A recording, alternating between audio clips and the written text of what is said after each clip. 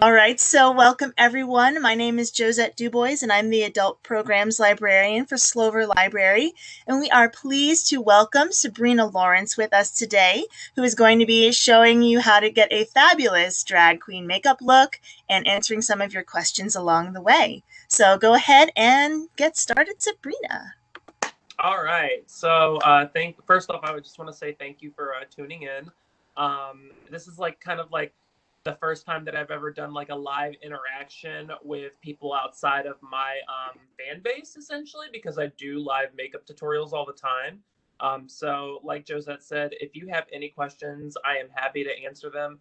And then you just want to type those in on the little chat icon and anything goes. If you even are curious about things that are non-related to the like makeup and you want to know about drag, I'm totally happy to answer anything that you have for me. And then at the end, I think we're going to open it up and we'll do some like one-on-one. As for the makeup, what I wanted to tell you guys before we just jump right into it is that for you guys that don't know me, my drag persona, her name is Sabrina Laurence, and she is essentially if Lisa Frank and a unicorn supermodel came to life and it was all rainbow and colorful and hyperactive. So it's not what you would typically think you would see from a drag queen. So today we're going to be diving into some really bright colors, some really amazing big features. And then I'm also going to put on a final look with a wig and an outfit at the end. So you'll get to see the whole thing.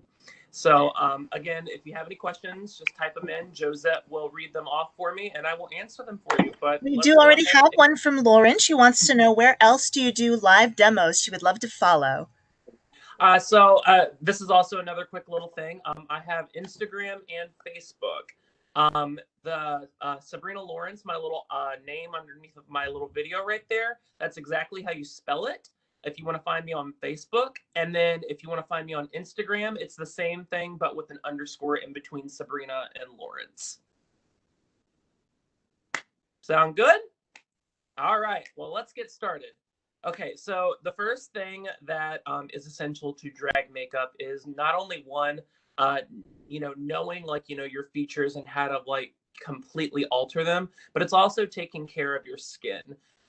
So I work for Sephora outside of doing drag, and it's essential for me to be able to talk about the proper skincare and taking care of the canvas that we're about to paint on, because if the canvas is not ready, then your painting will not be nearly as beautiful.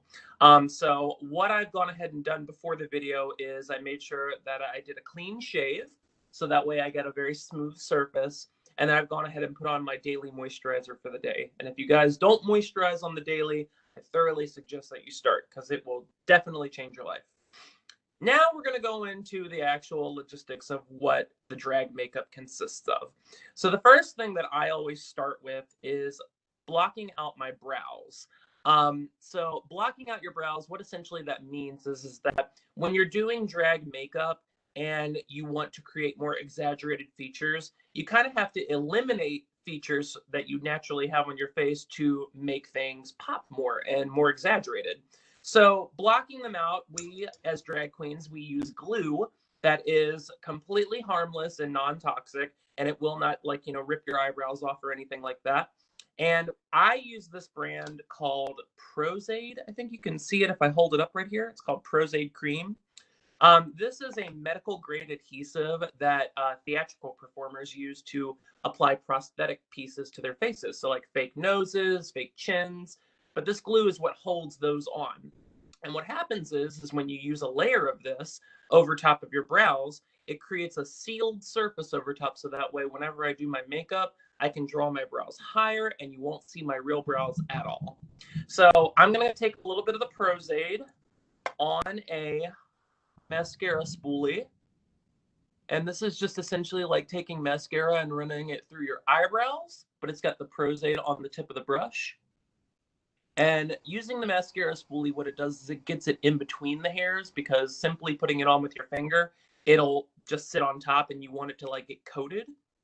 And then I'll take a layer of the Prozaid with my finger and put it over top of my real brows.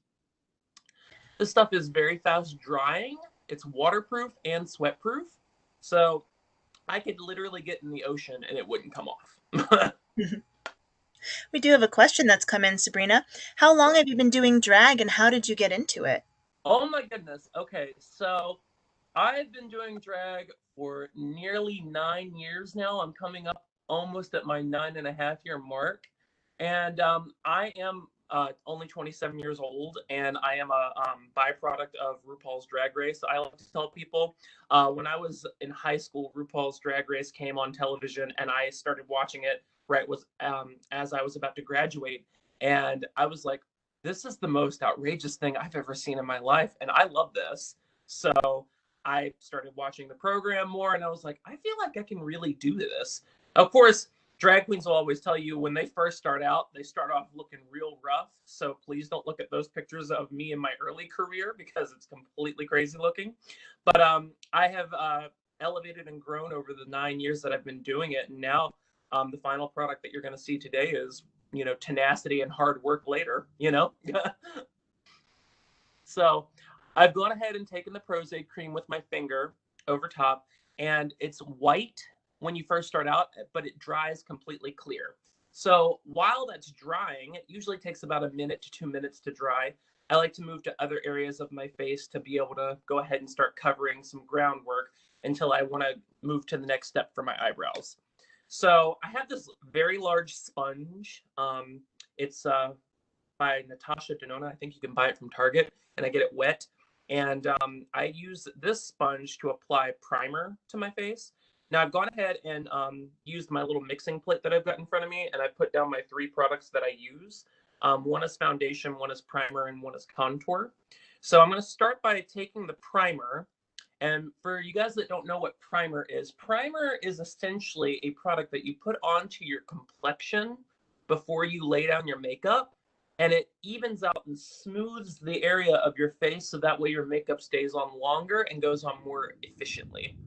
It essentially is almost like when you're painting a wall in your house. You want to prime it so that way the paint goes on evenly and sticks to the surface. So I'm just taking this with that sponge and going everywhere. It does have a little bit of coloring to it because this is what is considered to be a brightening primer. So it will brighten your face up a little bit more, which also then allows you to not use nearly as much foundation because it kind of like blurs out the inconsistencies that my face will have naturally.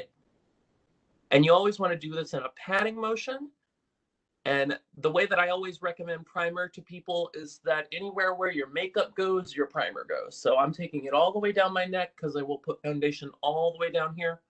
I put it on my nose. And it's also important that kind of like use expressive features when you're putting on your makeup because your makeup likes to hide in places. So like you can see under my nose, if I go like this, I know that's silly, but I can really get up in there and now those areas are covered. So just taking the time to do this is great because it will help you out a lot when we move on to step 2 for the complexion. All right. So take it on my forehead and we are primed and ready to go. All right, so at this point, you may have noticed that while I was priming my face, the glue is almost completely dried. So whereas it was white before, it's completely clear now, so I can get up close. Now, what's great about doing this is that you've gone ahead and primed your face, the glue is ready and like drying on your eyebrows. Now you can actually seal your brow with powder. And sealing the brow with powder, what that means is that I'm taking a layer of loose powder that you would normally use to set your liquid makeup with. And I use a little tiny sponge to do so. And she's right here. It's a little egg. And you take this layer of powder and you get it saturated on the sponge. And you take it and you press it in to the glue. What the powder does is it seals the glue completely. And then I'll take a little powder brush and dust that away. And what I've done is I've created a completely sealed surface over top of my brows. So now, if I want to like take my eyeshadow higher than what my eye shape really looks like, or if I want to make my brow higher, I have complete liberty to do so. So we're going to Can do you the show same the cream thing again? to the other brow. Any questions so far? Again, I am happy to answer anything that you may be curious about.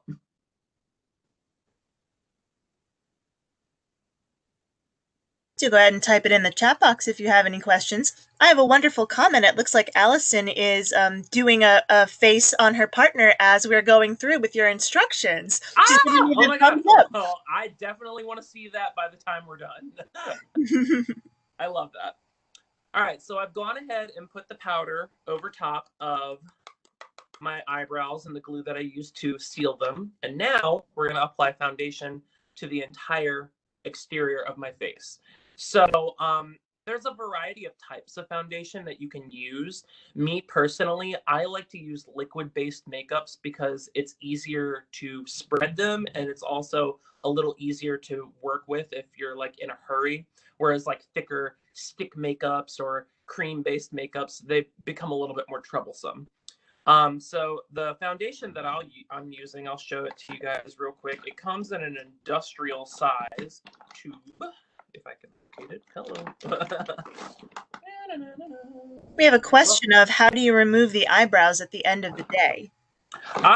Good question. Okay, so I get asked that quite a bit. Any oil-based makeup will dissolve the glue with a rubbing motion. So I usually just take some baby oil and a little makeup cleansing wipe, and it will literally peel the glue off in one layer without removing a single eyebrow, which is great. All right, so like I was saying, the liquid-based makeup that I use, it comes in like this industrial size tube. So this is the size of my hand versus the size of a tube. One of these usually lasts me about 8 months before I run out of it.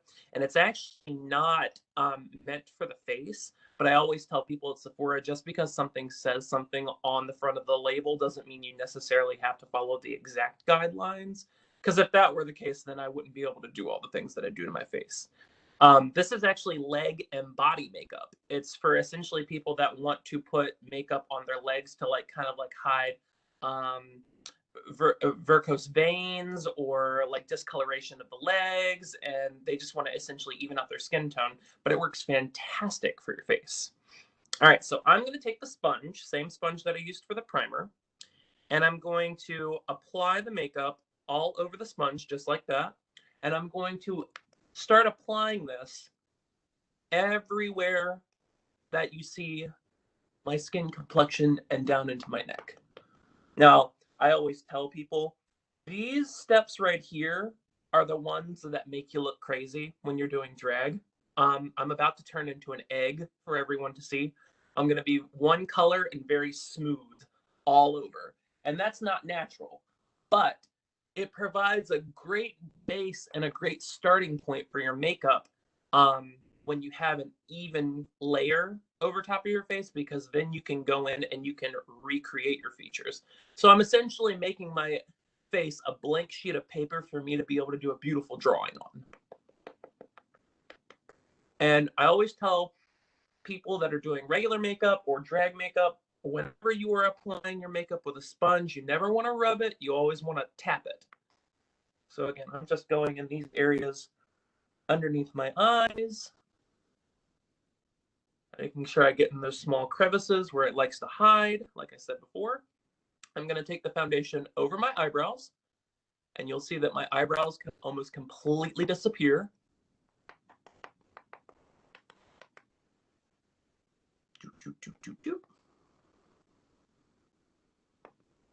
And going along the exterior of my face, around the hairline, and so on and so forth. All right. I also take just a little bit into my chest, but not a whole lot, because usually the outfit that I have covers my chest, so there's no point in putting makeup where you can't see it. Okay. Now, the second step that I do is, this is kind of essential for my makeup. It's not necessarily required for most people, but I take a little cleansing wipe, something that you could remove makeup with. And if I get any makeup on my eyelids, I just clean it off my eyelids. A lot of times people will always say, and if there are any women or men on the feed right now that wear makeup on a regular basis, You might be able to attest to this if you're ever wearing eyeshadow. Sometimes when you wear it throughout the middle of the day, it creases up and it doesn't stay the same.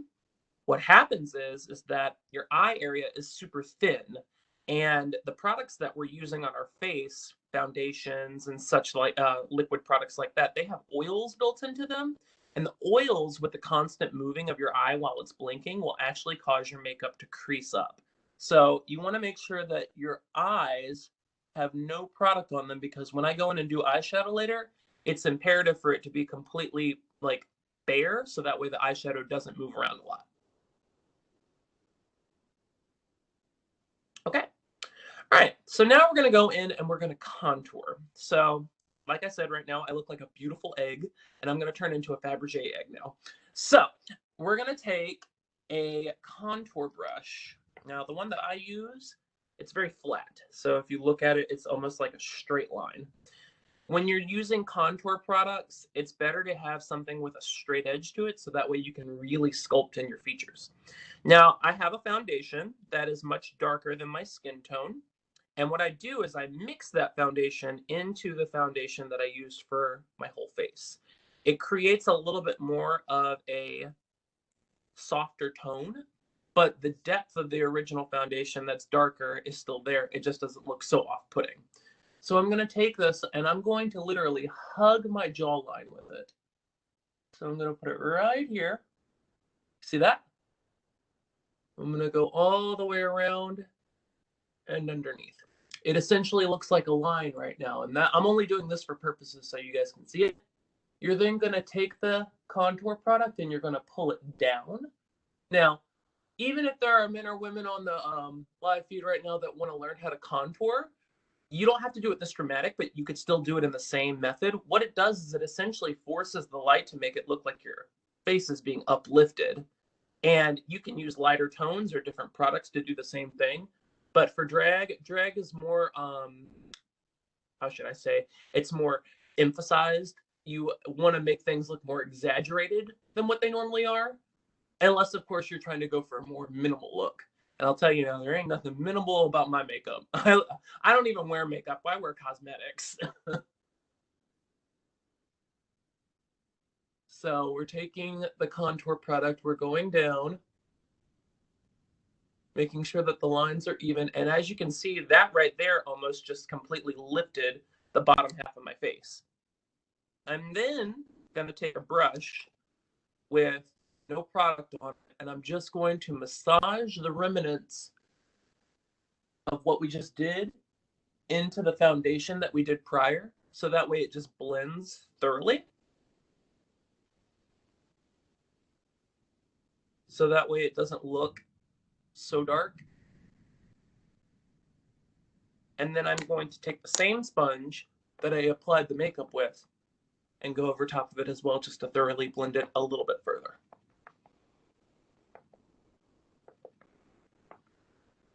So as you can see, that completely uplifted my jawline and gave me more structure and a little bit more of a frame for my face.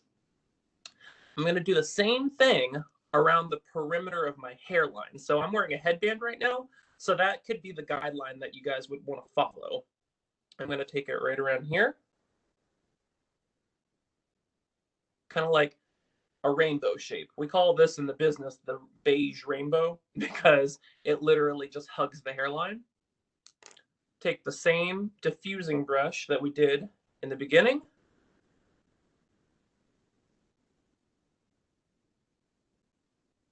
To soften out the line. And then take the sponge with the original makeup that we used to thoroughly blend it out and not make it look so dark. And that is starting to give structure into my face that I didn't have before, because before I was just one tone and I looked like an egg. Now I'm starting to look like a more three-dimensional egg. All right. The last thing that I do in terms of contouring is I contour my nose. Now, contouring the nose can be different for just about anyone that wants to do it. The idea for me with my drag way that I do it is my nose is a little bit wider towards the outsides bridge. And what I want to do is I want to focus the light down the center of my bridge right here and then darken the outsides to make it look like I've got the itty bittiest little teeny pinch nose. So I'm going to use contour product again. I have a little angled brush. So this would normally be a brush that you would use for your eyebrows, if you guys can see that. And what I do is I use my brows as a reference point. So the beginning of my brow right here and the beginning of my brow right here that you can actually see still, I use that as a reference point, and I use the angled brush to come down, starting exactly where that brow starts. And I go down to the bottom of the nostril, but towards the inside of it. So again, going right here, just like that. Now, it depends on how detailed you want your nose contour to be as to how dark the product should be. For me, again, I know it looks kind of crazy right now because we're in the in-between stages, but I always tell people when you're painting a landscape painting, it never really comes together until the end. Think of like a Bob Ross video. You know, you see him doing the strokes and you're like, there's no way that's going to be a cascade of mountains. And then 30 minutes later, it's a cascade of mountains. So I'm going to do the same thing right along the side of the nostril. All right. Now this is your base point. So what I'm now going to do is I'm going to take the colors again, and I'm going to go slightly more towards the inside of my nose.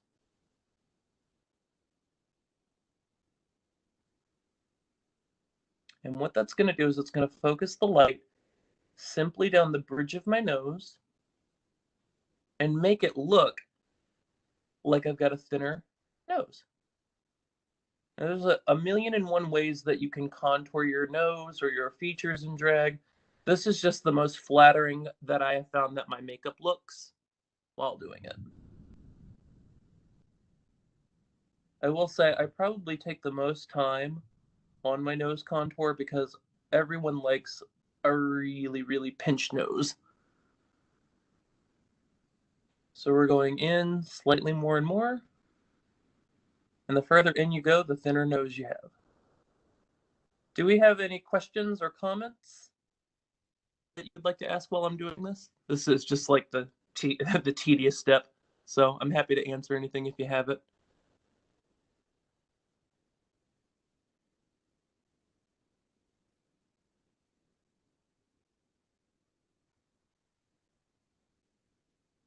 So we're going in further and further.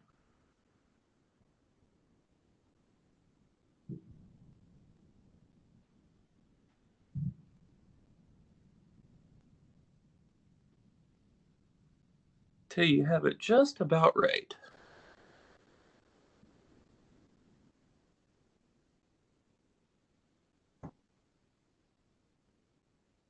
Okay, that will just about do it. All right, we do have a question that came in.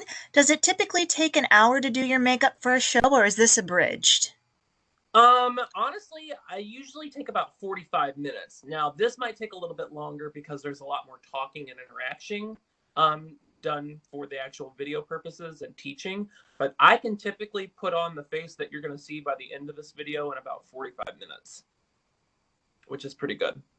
All right, so what I'm going to do now that I've got the contour product on my nose, I always take my finger while the foundation is still wet, and that's also another thing that's surprising to most people when I do my tutorials. During this step, everyone forgets that your foundation is wet. I haven't set the makeup at all, so I can still take the products that we used and I can use my finger to blend them into the foundation. Your finger for your nose contour works the best in my opinion because it essentially just allows the products to want to, like, you know, fuse into one another without creating so much of a separation. Powder products, I will always say this, and I'll say it till, like, you know, the day that my makeup career is done. They're harder to work with. They just simply are. They come off liney and almost chalky looking, whereas creams, they look a lot more natural. So, well, natural.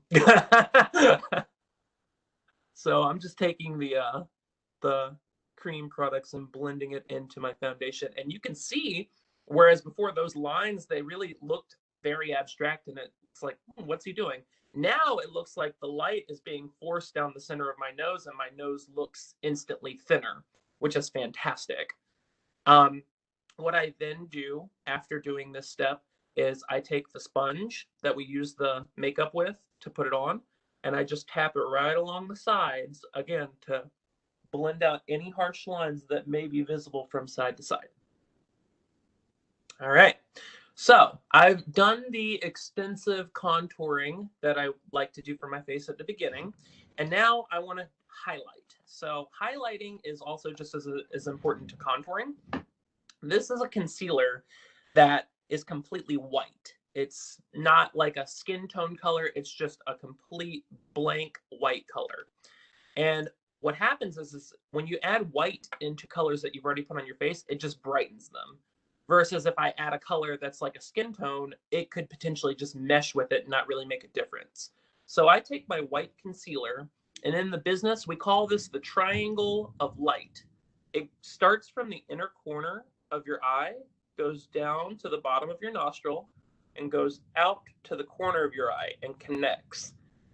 Looks like a triangle. That triangle is essentially the most flattering place where light can hit your face in a three-dimensional point of view.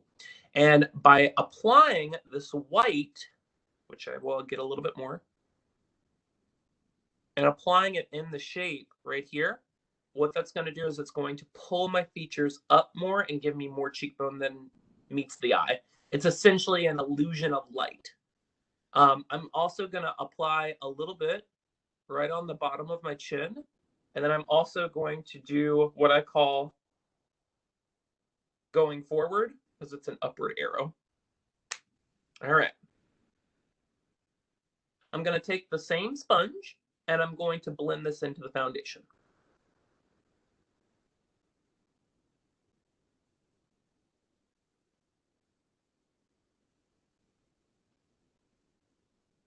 And I think I saw a question. I think I Yes, saw indeed. It says, do you ever feel the need to color correct with orange over brows with drag, or is the foundation usually thick enough? So with what I do, I will tell you this. If you go into a Sephora, an Ulta, a MAC makeup counter, and you ask the advice of any makeup artist, you will always hear something different because it's just total matter of experience and preference.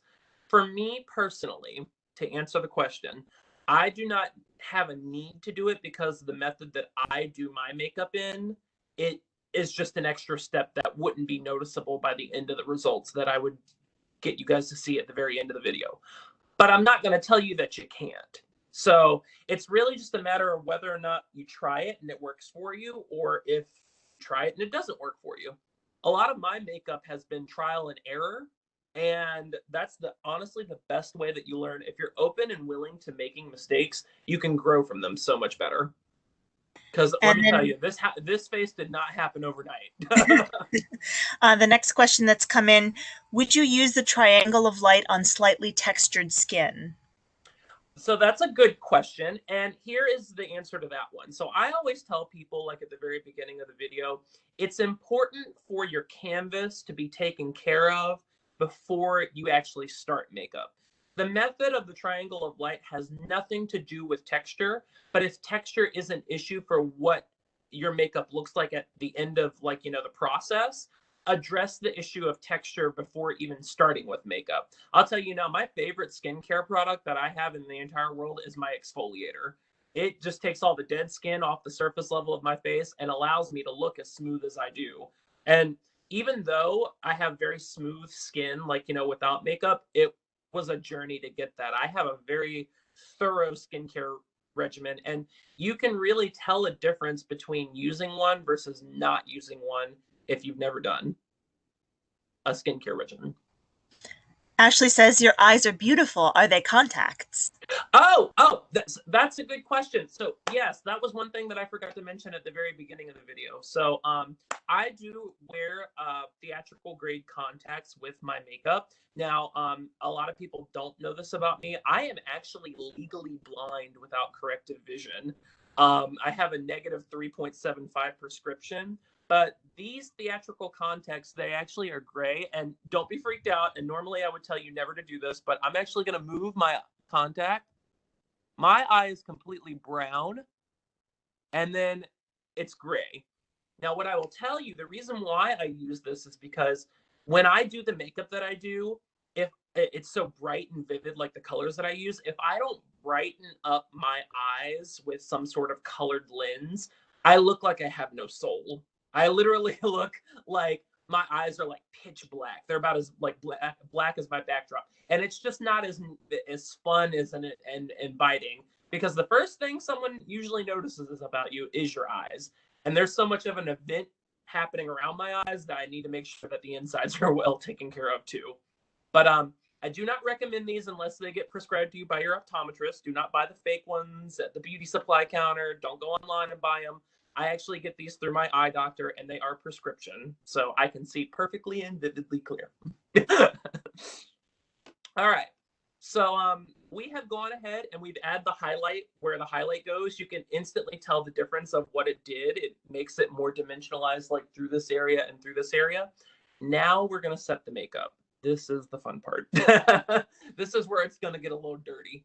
So I'm going to take a translucent powder, and I keep my powder in Tupperware containers because it is the most effective thing to do, because when you're using the amount of powder that I use, you definitely want something bigger than the little itty bitty container of powder that they give you. It's like, I need industrial size. So I'm taking a very large powder puff. You can literally slip your hand in between the little thing right here. And I'm taking the powder puff inside the powder, and I'm taking this and I'm pressing tapping motions everywhere where I want to apply the powder. Now, this is where the term beating your face comes, because normally when you see a drag queen doing their makeup, they're going like this. Personally, for me, you saw all that powder fly around, and now it's on my shirt. I think it's messy. You can get the same achievable result by simply just going like this. So I just take it and I purposely place it versus just like slamming my head into my powder.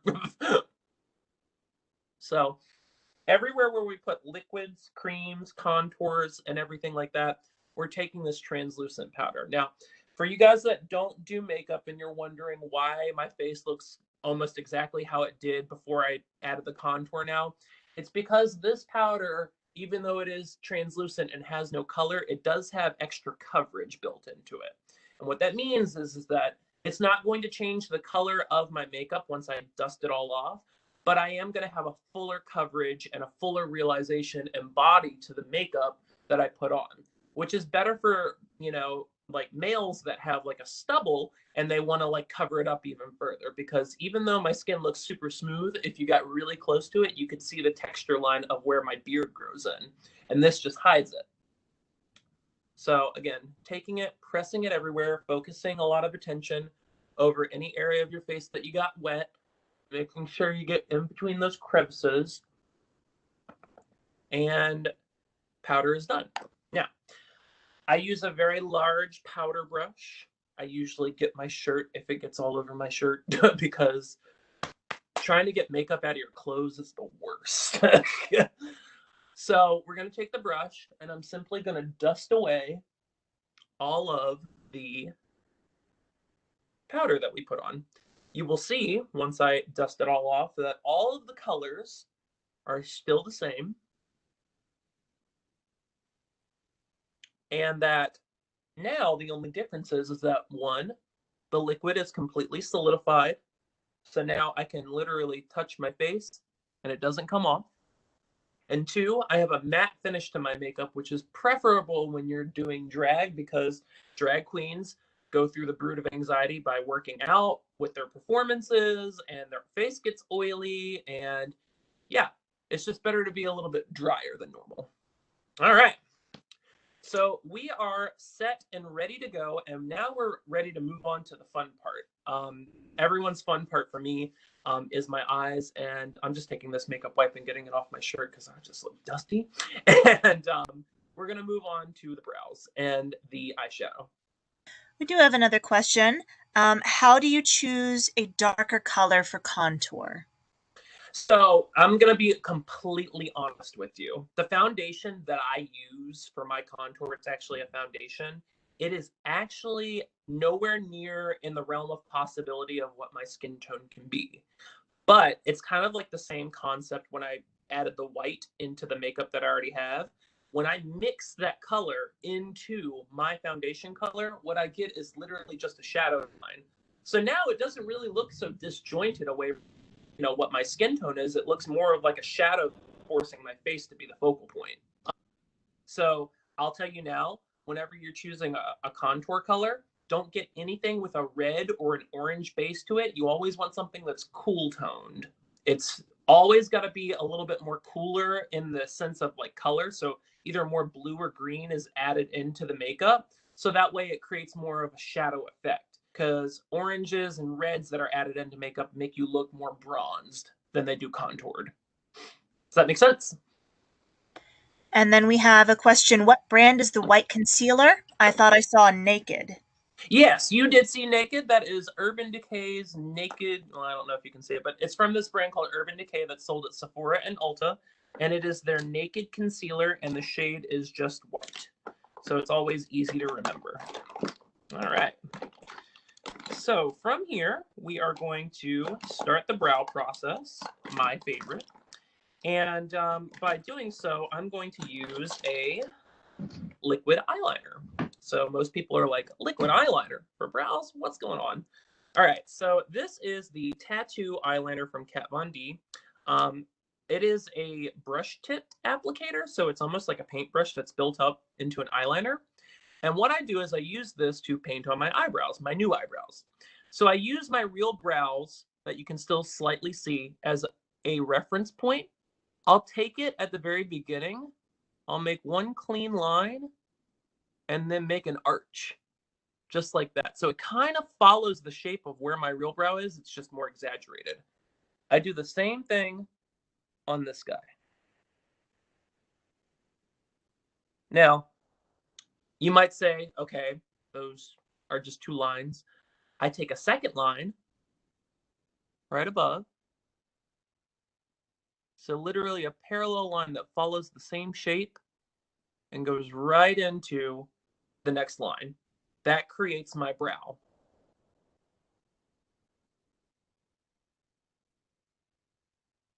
Now, in the business, we always say you want them to be sisters, not twins. That's not for a drag queen.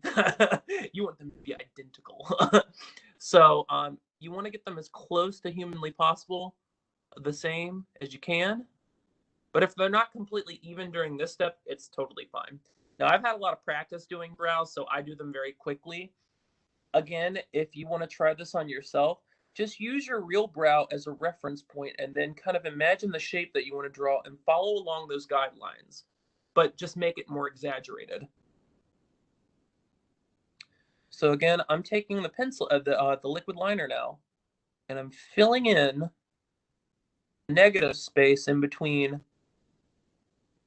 where I drew the lines. And you can see that that creates a brow. Now, when choosing color, if you're doing drag, there's no right or wrong answer. You can have blue brows, you can have black brows, you can have brown brows, you can have red brows, you can have pink brows. Doesn't really matter, just as long as it goes along with the look that you're doing. I almost always, with rare exception, because I will do color every once in a while, I always do black because with my makeup, with the vivid colors, it contrasts them the most. So you can differentiate where my eyeshadow is versus my eyebrows, because my eyeshadow does get a little obnoxious in theory because it is rather big and bold compared to the normal, like, person that, like, does makeup. So again, if they're not completely even during this step, it's totally okay because we're going to make them even. So I'm generally happy with the shape of them right now. That's okay. They don't, again, have to be even. If I make any, like, slight movements and, like, change them up mildly, that's okay. But the next step is what really makes them perfect. So we're going to say goodbye to the eyeliner for now. And we're going to move on to, in my opinion, one of the best products that was ever created for makeup. And it is from a brand that almost nobody knows. And it is called Eye Magic, if you can see that. So think like iPhone, but Eye Magic. This is their professional cream base in white. So it's a little disc that comes with a white cream that's built inside of it. This white cream, what it's going to do is it is going to provide a highlight underneath of my brow. It is also going to provide a base for my eyeshadow, but it is also going to block out the rest of the visibility of what my real brows are looking like right here. So I take a very small concealer brush that's like kind of like rounded and flat. I go into the cream. And what I do with this guy is I get right up next to the eyebrow and do a clean line. And it essentially acts as an eraser for all the inconsistency of where my brows aren't perfect on each side.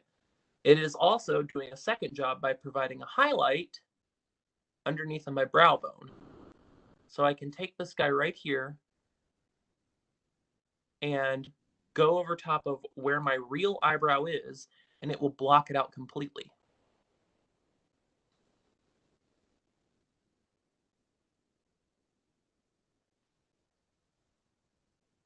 So you can see now my real eyebrow is completely undercover. You can't see it anymore.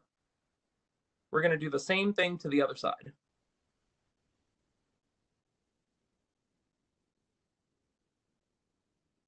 I like to try and keep the line one line. So like I don't like to pick up the brush and do multiple lines. I'm going to have to this time because I didn't have enough product on my brush. But when you do the line and you do it in one clean stroke like this, the cleaner the eyebrow looks. So you can see that the eyebrows are almost identical in shape and structure now, which is fantastic. I strive for perfection with my eyebrows. Again, sometimes again, they say it's like, that you want them to be sisters, not twins. Sometimes you're lucky if they're distant cousins. And I want to avoid that. I want them to be like identical. I want them to be like Arnold Schwarzenegger and Danny DeVito and twins, I want Mary Kate and Ashley. All right. So again, taking this white cream over top completely blocks out my real brows, provides that highlight, cleans the brows up, and then we're ready to move on to the second step. Second step with this guy right here, you're going to take the same white and you're going to follow into the inner corner of your eye. And again, this is just if you want to do my makeup. There's a million and one ways you can do drag makeup, but this is what I do. I follow the shape of my eye towards the inside corner, pull it down, just like that. And then what I'm going to do is I'm going to fill in the space where my brow bone is versus where my eyelid is.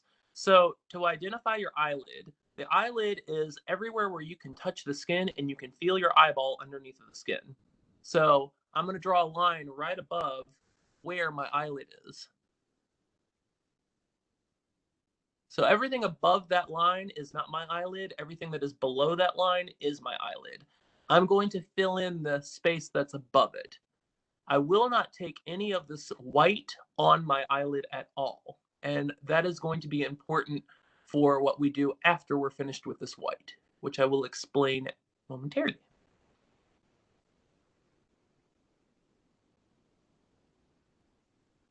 All right, so got that going on right there. Do the same thing right here. It happens a lot faster when I don't explain it because I've just been doing it for so long, but that's why it's going to take a little bit of extra time today. But I like teaching you guys. All right, so we finished with the white.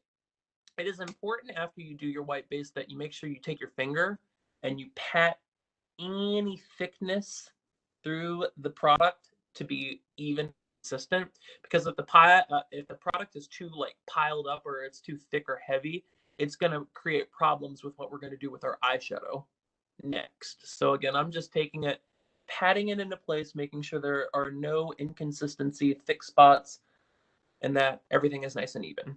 All right. So now we're ready for eyeshadow. This is my favorite part. Okay. So I, again, am a very colorful queen. And I do have a drag show tonight in Norfolk.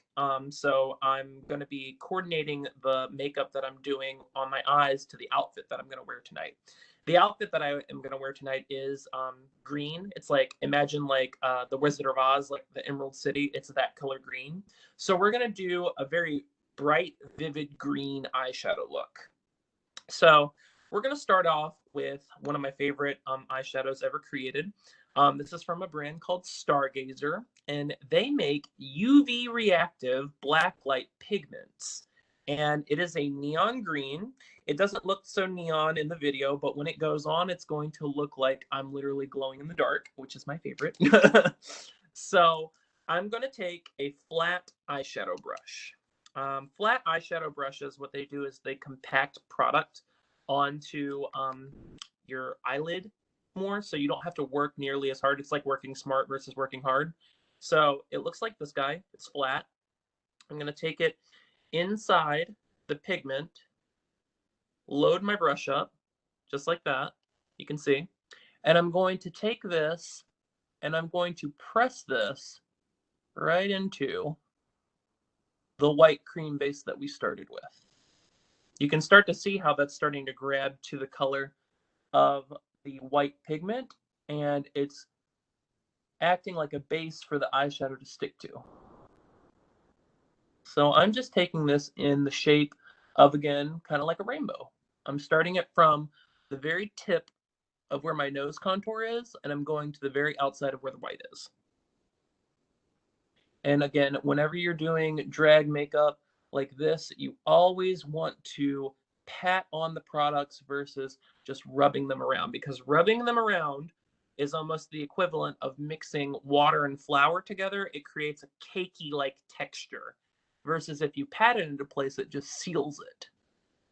I always tell my clients when I'm at Sephora, if you want your makeup to look the best, if you're using a liquid foundation and you want to set it with a powder, you always want to pat that powder in place, because your liquid foundation is the equivalent of water, and then your powder foundation is the equivalent of flour. And if you mix the two together, it's where the term cakey comes from. Makes it look like almost like pancake batter.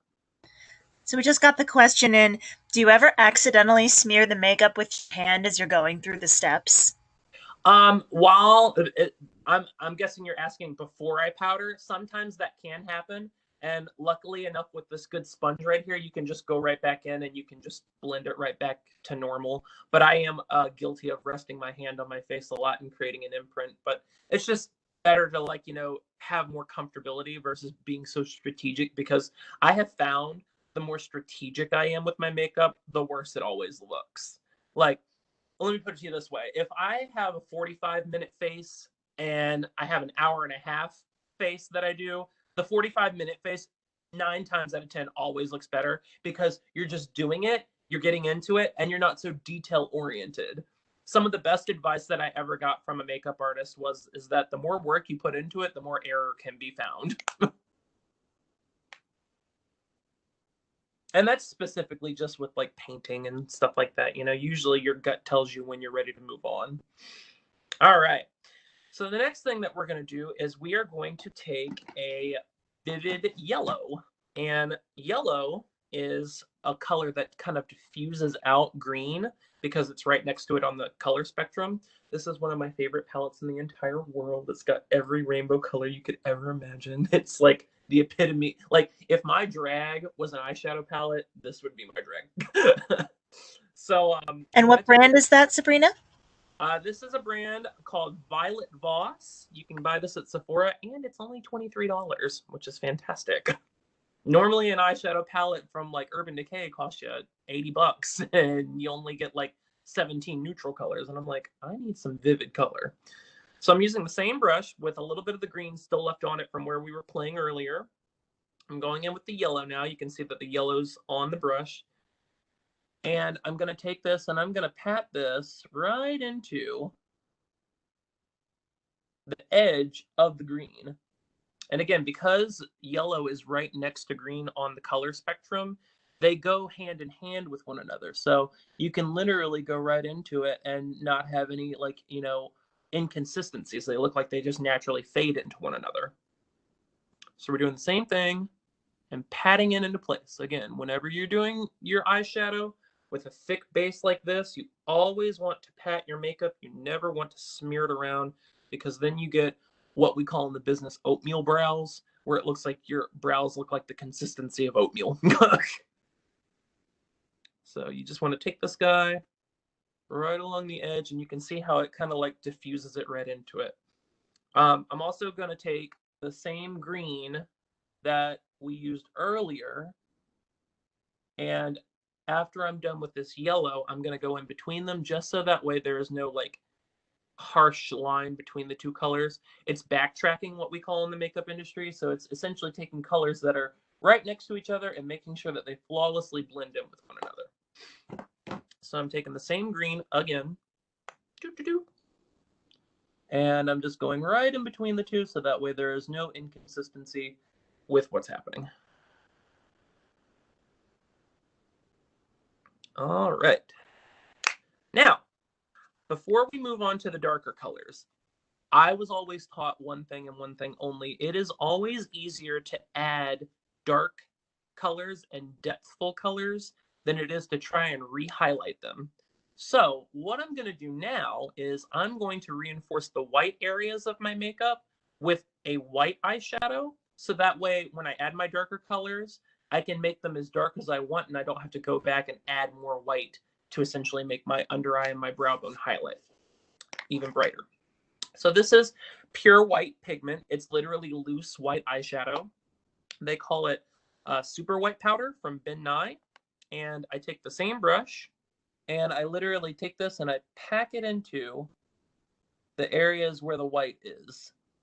And what this will do is it will seal the cream-based product. It's also got the same concept of my setting powder for my face, so it has coverage built into it, so it thoroughly like blends out any texture. So if I get really close, you don't see any like, visibility of my brow underneath of it. It's just a solid layer. And I use this to reinforce the highlight, make sure it's set in stone, so that way if I sweat or if I rub my face across my hand, or excuse me, my hand across my face, that it doesn't move. And it again is imperative that you always pat products like this into the cream-based products, because they will just, again, cake up if you don't. I'm going to use the same white right here on the inside corner to thoroughly highlight this inside corner of my eye. All right, patted it all into place. Now with that powder, it's almost like setting powder, so you do have to go in and you have to brush off the excess. So this is just a clean eyeshadow brush. And I've just gone in and just dusted off all the excess. Now I'm going to do what I call a floating crease. Now this is where it gets a little interesting. So that same white concealer that I used for the triangle of light right here back in the beginning of the video, I'm taking the same concealer and I'm going right underneath of the green, but still avoiding my eyelid. And I'm going in and I'm painting in this shape right here. That shape right there is going to essentially be the illusion of my new eyelid, because I actually take eyeliner all over my real eyelid and it's completely black there. So this essentially is my new eyelid. So we call it the floating crease, because essentially I just made my crease float even higher than where my eyebrow is. Okay, we're taking the same concealer again, doing it on this side.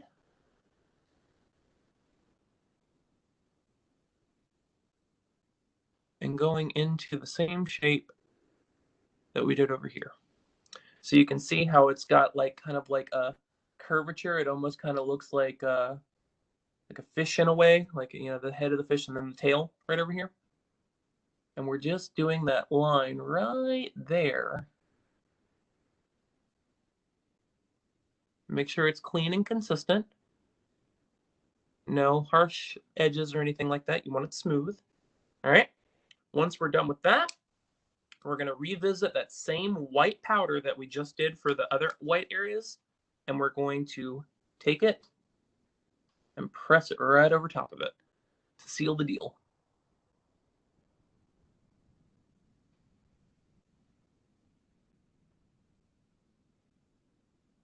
All right.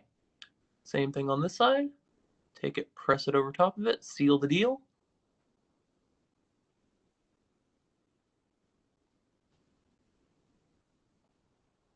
And then once we are done sealing the deal, brush off the excess. And now that white is solidified and it's not going to move. Okay? So now we have the liberty to take our darker colors, our darker greens, to give us more contrast in our eye. So we're going to move on to that. Now, I'm going to use a different palette than what I was using earlier. This is a brand called Makeup Revolution. It is sponsored by this artist called Alexis Stone. When you open up this palette, there's a wide variety of colors inside of it that are mostly similar in color family. So for instance, like all of the reds down at the bottom they're red, but they're different variations of red. So it's meant to like kind of blend one color into another color and have it gradually fade up into the next color, like an ombre, if you will. And I'm going to be using the greens in the palette right here to add contrast to what we've done up top. So I'm going to start with the lightest green because just like how I said earlier, it's always easier to like, you know, add more light and then add more depth afterwards. You want to have that light there. So I'm taking the green and I'm going right above that artificial lid that we did with the white just a second ago. And I'm starting to build variation right above it. So that way it looks like it's deepening.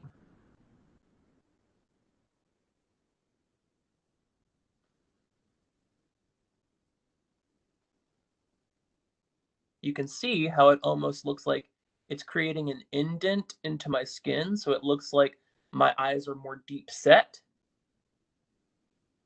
And that is essentially what you want. You don't want your makeup to look flat. You want it to look like it has dimension to it.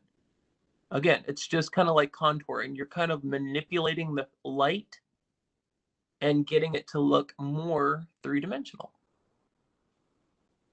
So I'm going in, adding this darker green. It's the lightest green, but it's darker than the greens that we used before.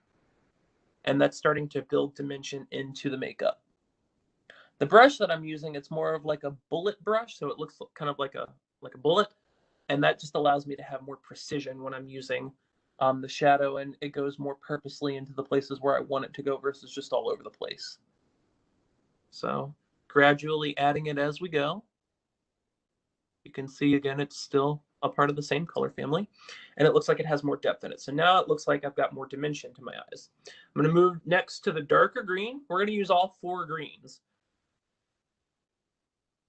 Using the darker green, going into it,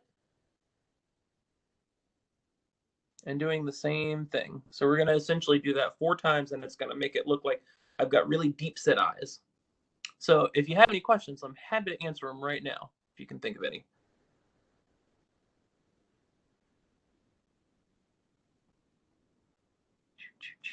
All right, moving on to the next darker green.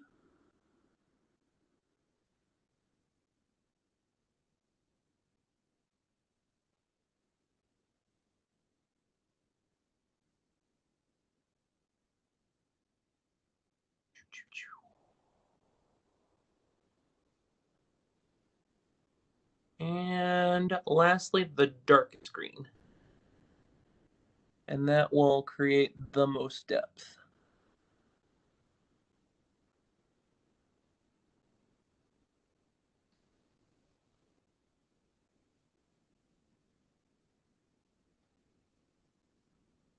All right.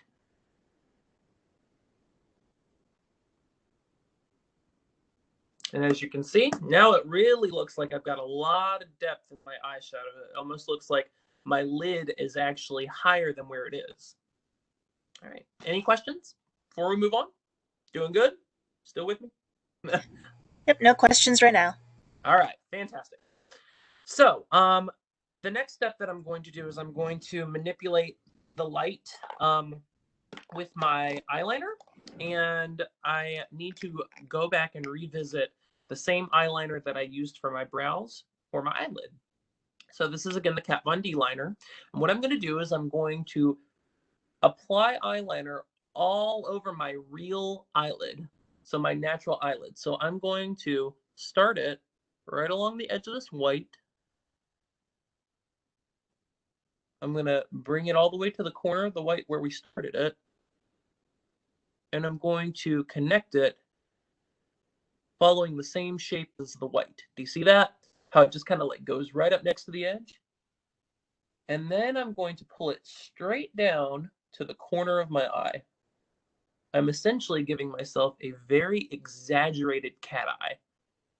Now, I do not fill in the negative space, so like all the area where it's skin tone still right now with the liquid, because filling in that area with the liquid will not hold. Liquid is mainly just made to make thin lines. This is essentially just my template. So this is like the ability for me to color inside the lines that I just created the lines to color inside of. So I'm going to do the same thing over here.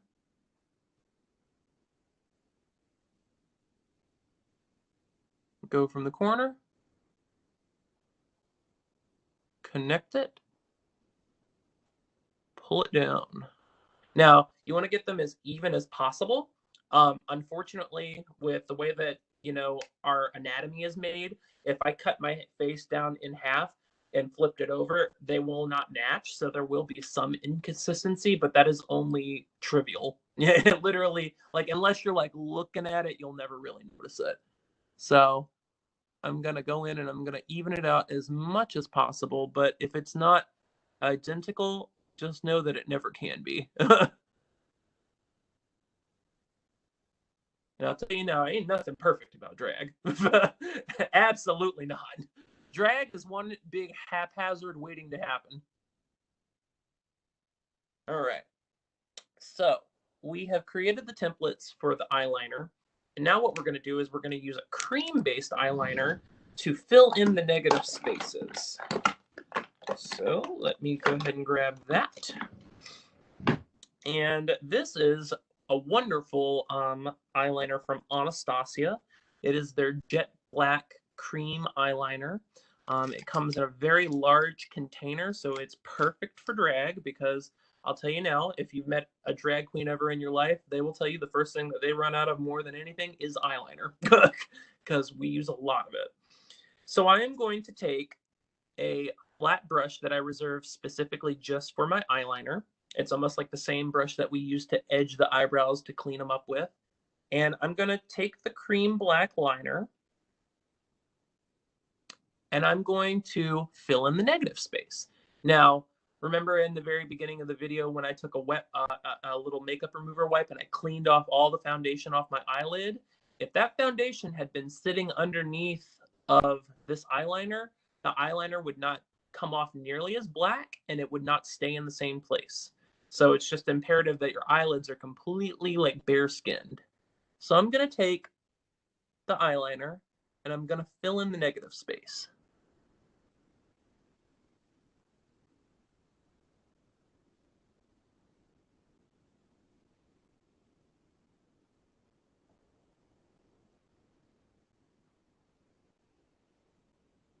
You can see how this almost looks like it's just one thin line when my eyes are open, but then when I close my entire eyelid is filled in with eyeliner.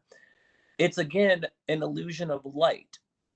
It's the same kind of concept. Someone that has hooded eyelids, if they cover their entire eye, like their eyelid in eyeliner, it just looks like a clean line. So I'm just kind of cheating, perspective. I'm getting you to think that from far away, I've got one just like clean little tiny cat eye, but then in reality, it's all filled in. All right, so we're going in and filling in that negative space.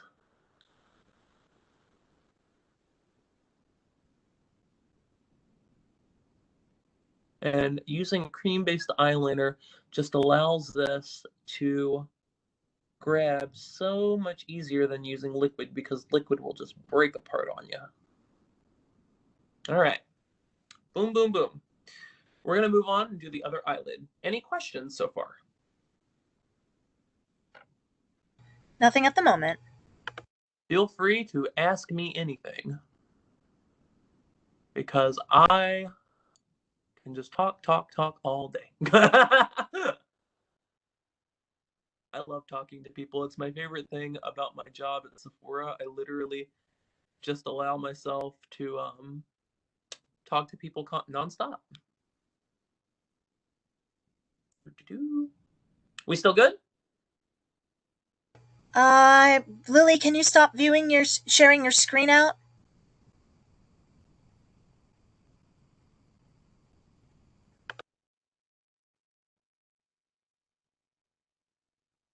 Do, do, do, do, do.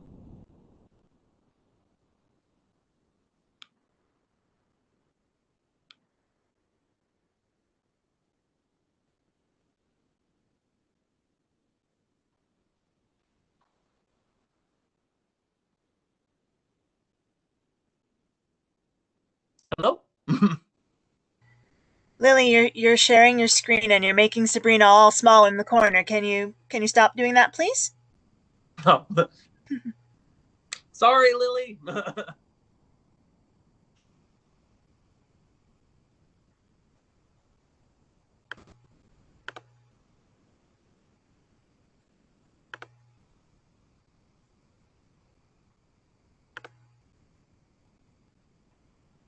All right, you're back now.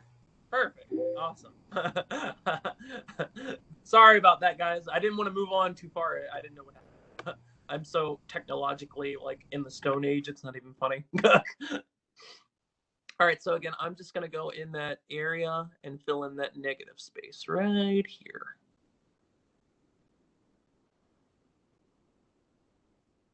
And again, if you guys have any questions, just feel free to type them in. I would love to talk about drag with y'all.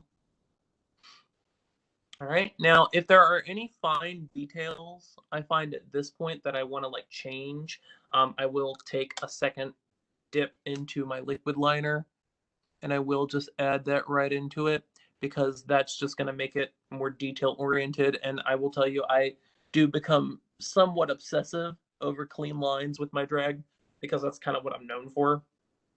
So if there's any inconsistencies, I will just make sure that I address them after it's filled in. So just going in and doing small details. The small details sometimes matter. All right, so we're ready to move on to the under area for the eyeliner. Now what I'm going to do is I'm going to take the same eyeliner, the Kat Von D, and I am going to start literally where the inner corner of my eye is. I'm going to start it right there, and I'm going to pull back and connect it to the corner of the liner that I did over here. So again, I'm going to start where the inner corner is, pull back, and connect it to the bottom, just like that.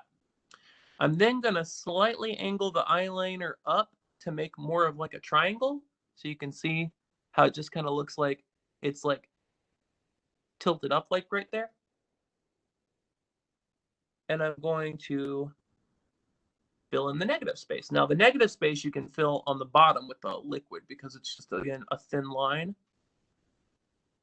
But this just creates variation within my makeup on the bottom half just as much as the top, because you don't want to be too top heavy, because then it just looks like your eyes are being like doused with color and eyeliner. Okay, Right? we've got two questions that came in back to back. I'm going to ask the one about the makeup first. How long does the makeup usually last? Will you redo your face tonight for the show, or will you leave this look on? I literally could go through a hurricane and my face is not going to move. I could be in the worst imaginable circumstances and my makeup literally will literally stay exactly how it is now as it will later. I remember last year for Pride, I did a performance on the little club stage that they have for the drag queens, and it was probably, I don't know, maybe 100 degrees outside. And you know, Virginia's humidity is literally like when you walk outside, it's like walking into a wall of maple syrup. I literally did that performance. I was hot, sweaty, blah, blah, blah. I got back and done. My makeup hadn't moved. And then I stood outside and took pictures with passerbyers for about 6 hours before Pride was over. I looked in the mirror. I was like, I look good. I was so surprised. But yeah, I typically don't need to touch up anything. I'll tell you now, if I need to touch up anything throughout the night, it's usually my lips because, if I, have a sip of water or if I, have something to eat and drag, the lipstick will need reapplication because that area is just in constant motion. But yeah, everything usually stays pretty put. And then the next question is about your clothes. Do you make all of your drag outfits yourself? What inspires you to make certain outfit designs?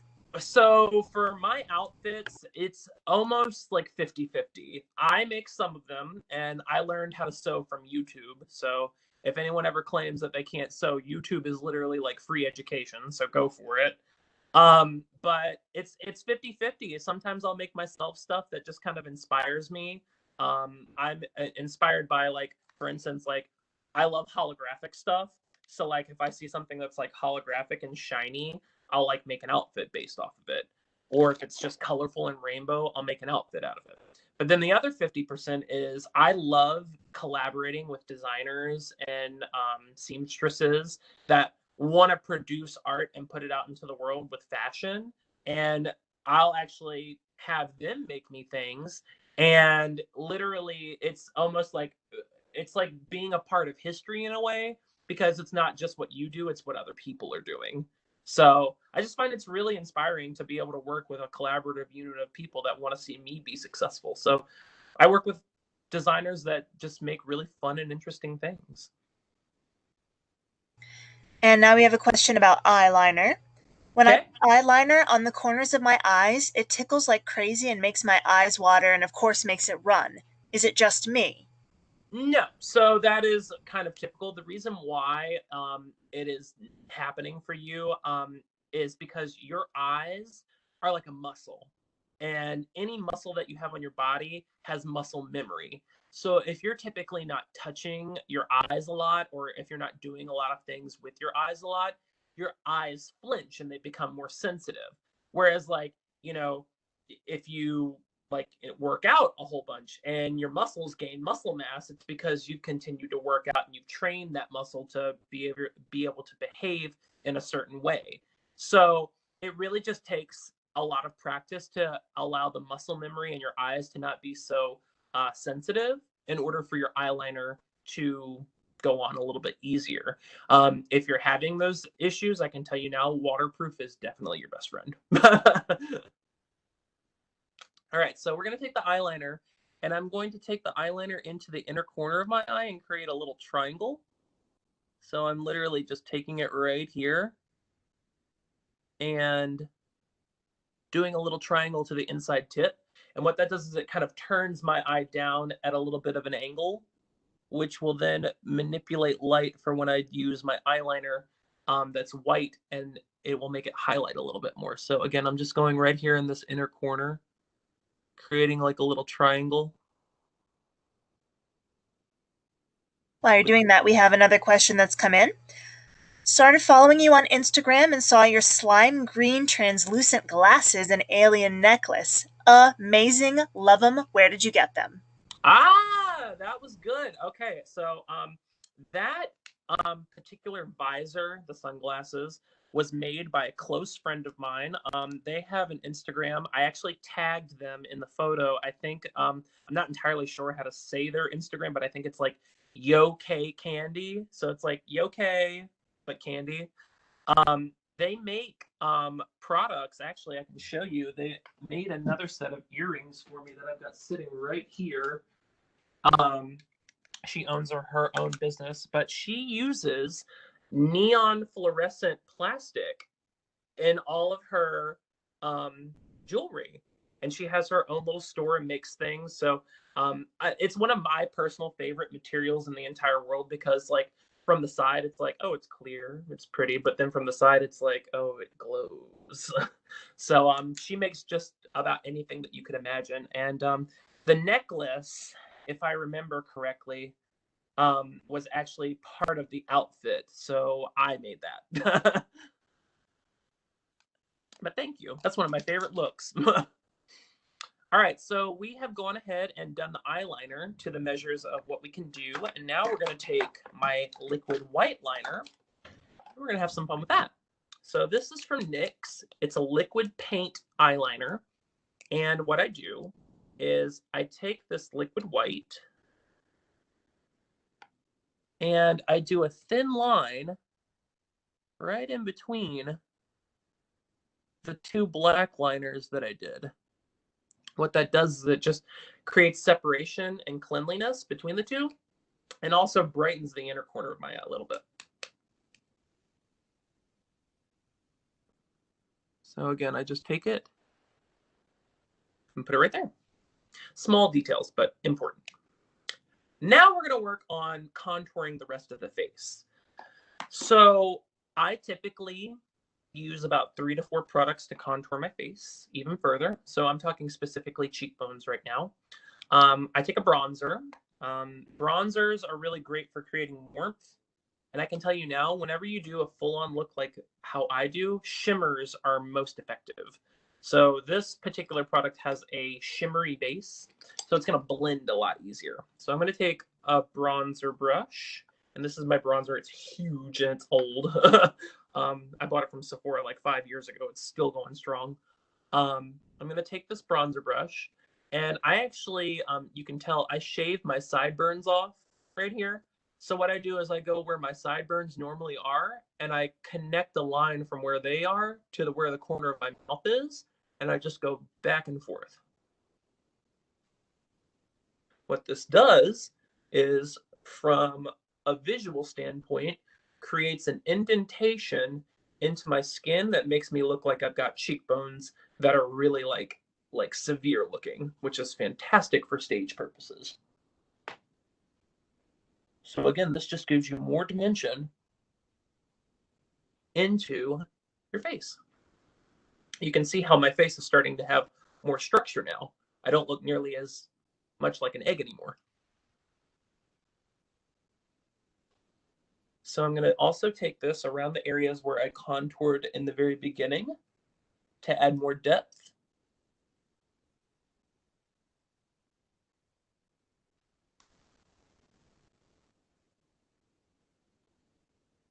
And then I'm also going to do it underneath the jawline as well and pull it down.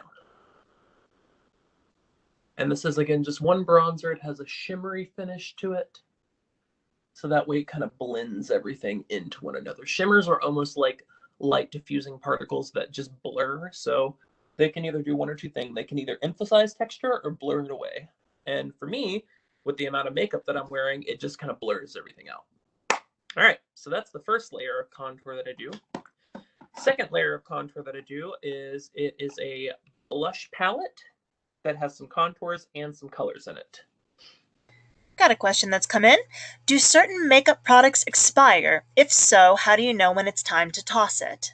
Okay, so that's a good question. I will tell you this. Anything that you use on your eyes, you get 3 months. From the moment that you open it to the moment that you have 3 months, that is how much time you have.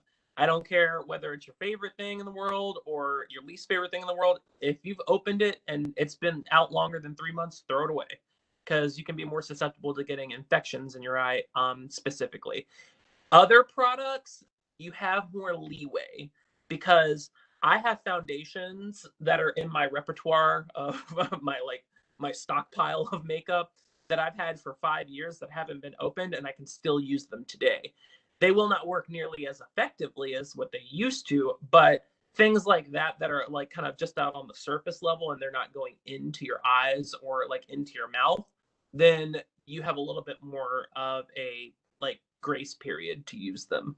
But typically it'll say on the bottom of the box, not the actual packaging of the unit, but the bottom of the box will usually have an expiration date. Just be mindful of it. And again, usually eyeliners and mascaras, you gotta quick turnover rate. You gotta replace them all the time. I'm buying eyeliner like crazy. You can imagine how much I go through in a year. So I'm going in with blush now. So I'm going to take the pink and the peach color. And I always tell people this when it comes to contouring. You always treat your contouring and your highlighting like ice cream. Chocolate, strawberry, vanilla. So chocolate is the contour. Strawberry is the ice cream for the blush. And then vanilla goes right on top of it, which is your highlight. Chocolate, strawberry, vanilla. Neapolitan. Adding the color in the face just makes you look more alive.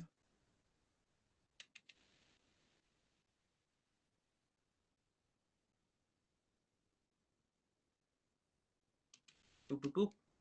And I am no stranger to blush. I love blush. Blush is probably one of my favorite things. It just makes you happy. All right. Now, my drag mother, and for you guys that don't know what a drag mother is, drag mothers, they are essentially like mentors for drag queens that don't know how to do drag, and they've been doing drag for a certain period of time, and they have knowledge and expertise that they can pass on to other drag queens. My drag mother taught me this, and I'm going to teach it to you guys. You do not just have blush in your cheeks, you have it all over your face. So make sure that you add your blush into your forehead line and underneath your jawline, because everyone has color everywhere, because no one in real life is made up of one solid tone. We're made up of multiple colors.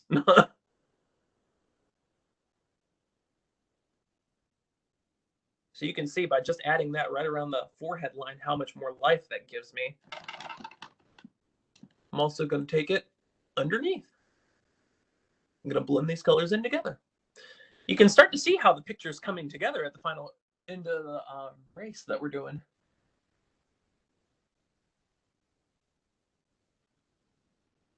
All right. So now we're going to do highlight. So I use two different highlighters. I use one that's very similar to the color of my blush. It's kind of like a pink. I don't know if you can see that top off, but it's kind of like a pink. I use this stuff like crazy. And what I do is I use my finger for this part because it really shows off more when I do it with my finger. And I just put this right into the blush. So that way it kind of gives it like more of like a blurred out effect.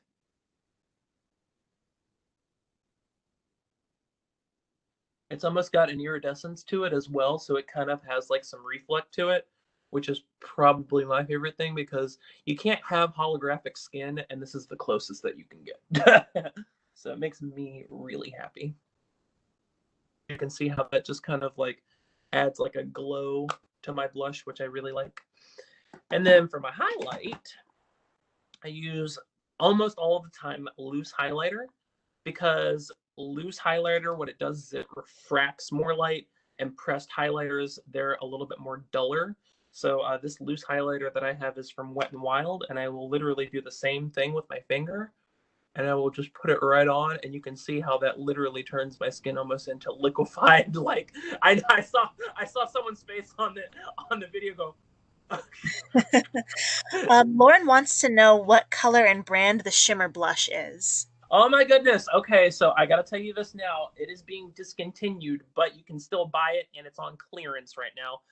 It is from Kat Von D. They are called, what are they called? Where did I put it? I would be asked that right when I set it down. That's also another big problem that I have. Anytime I set something down at my makeup station, I lose it almost immediately. It's right in front of me. I know it. It is called, here it is. Okay. It is called the Metal Crush Extreme Highlighter. So it's technically not blush, but it's got the color of a blush. And this color is called Rose Shock. So once again, Kat Von D, Rose Shock Metal Crush Extreme Highlighter. It's my favorite. I have probably like 6 of them. When I found out that they were getting rid of it, I was like, I'm buying all of them.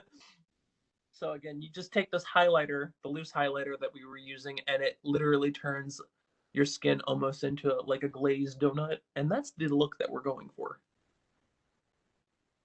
Da-da-da. Okay, so now what we're going to do is we're going to do my illustrious custom button nose. This is my favorite thing in the entire world to do. Not everyone does it. Remember that white concealer that we used to do the floating crease and the triangle of light? I literally take the wand and I do a little dot right on the tip of my nose, just like that. And then what I do is with that same loose highlighter that I was just putting on my cheeks, I dip my finger in it and I press it right over top of the little dot, and I have instantly a button nose.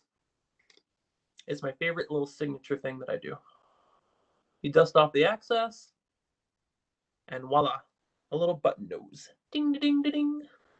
Now, I am also no stranger to putting color under my nose, but not too much. So you can take a little bit of your blush right underneath the bottom of your nose, and it just makes it look a little bit more diffused out.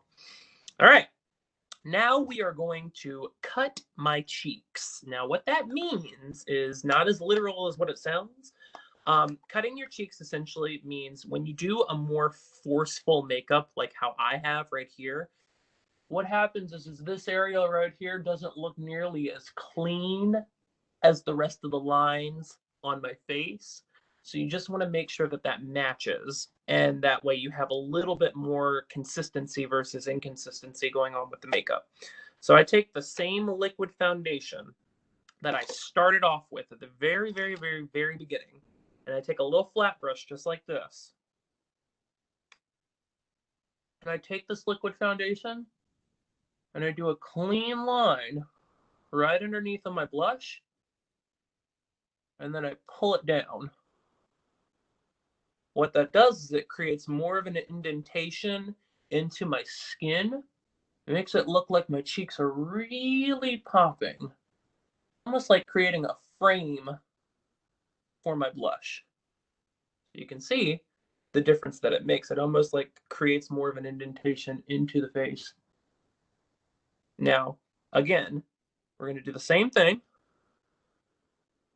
on this side.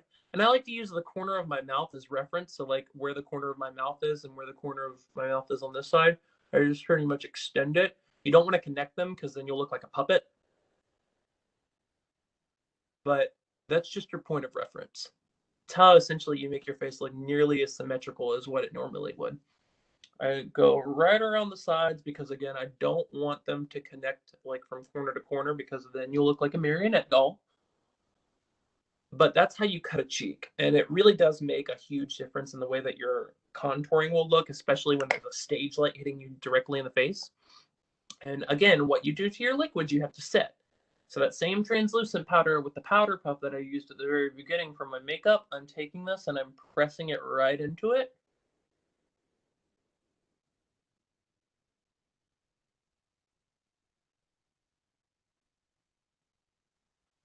And then I'm going to dust it away.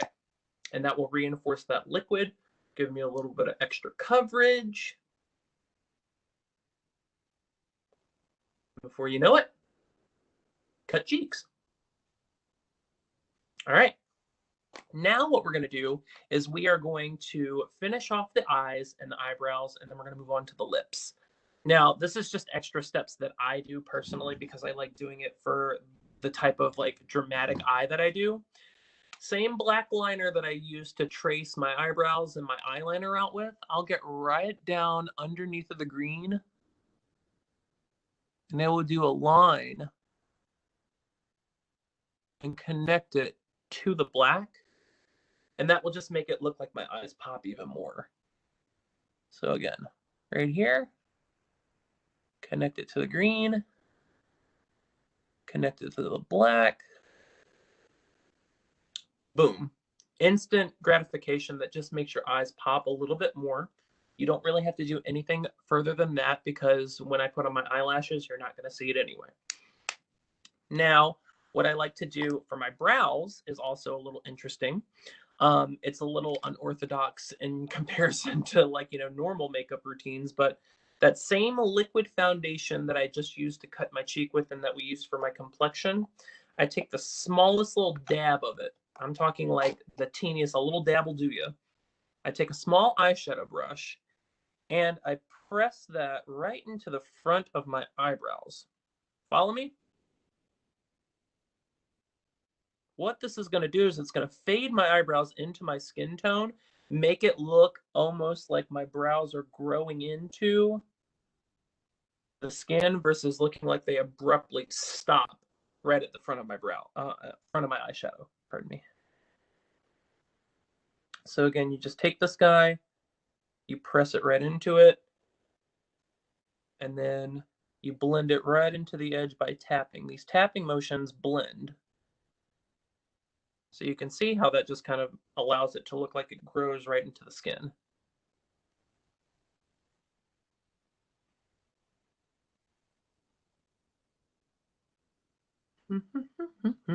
I love a good ombre brow. All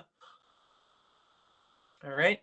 Now, something else that I further do that's not required, but I think the effect is quite nice. The same shimmer highlight that I used right here that turned me into the glazed donut, I take a little bit of that on the same brush and I apply it right here, and it further blends it out just a little bit more and gives it more of a metallic sheen, which is fun. So again, I just take it right there, blend it right in, metallic sheen. Now, I'm going to take the same eyeliner that I used to put the brow on, and I'm going to do one clean line right here to further exemplify the fact that brow is there, but it's not growing there.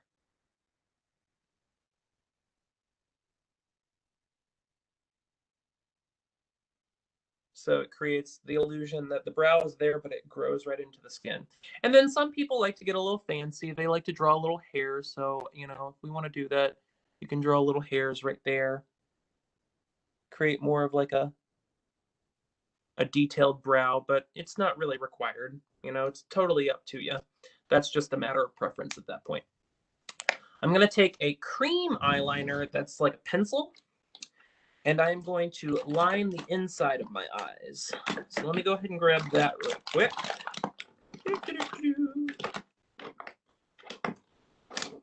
All right, and get the sharpener. So pencil liner goes inside the eye.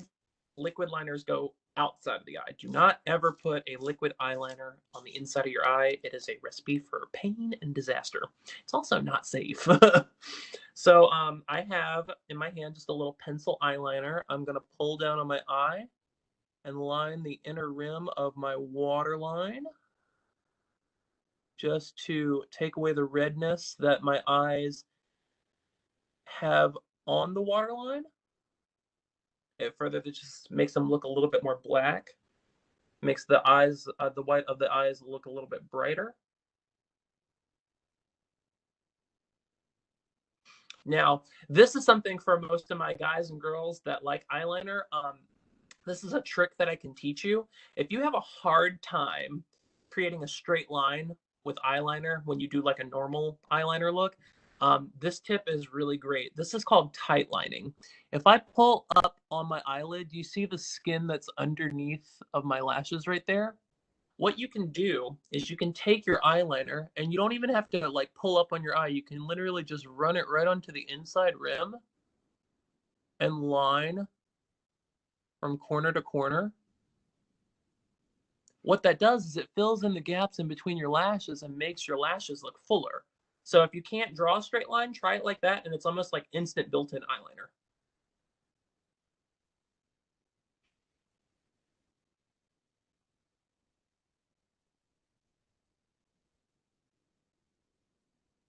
Okay. Boom, boom. Makes a huge difference in the way that your eyeliner looks from the inside. I'm going to take mascara now. And again, waterproof is your friend. And I'm just going to do a coat on top and underneath, on top and underneath.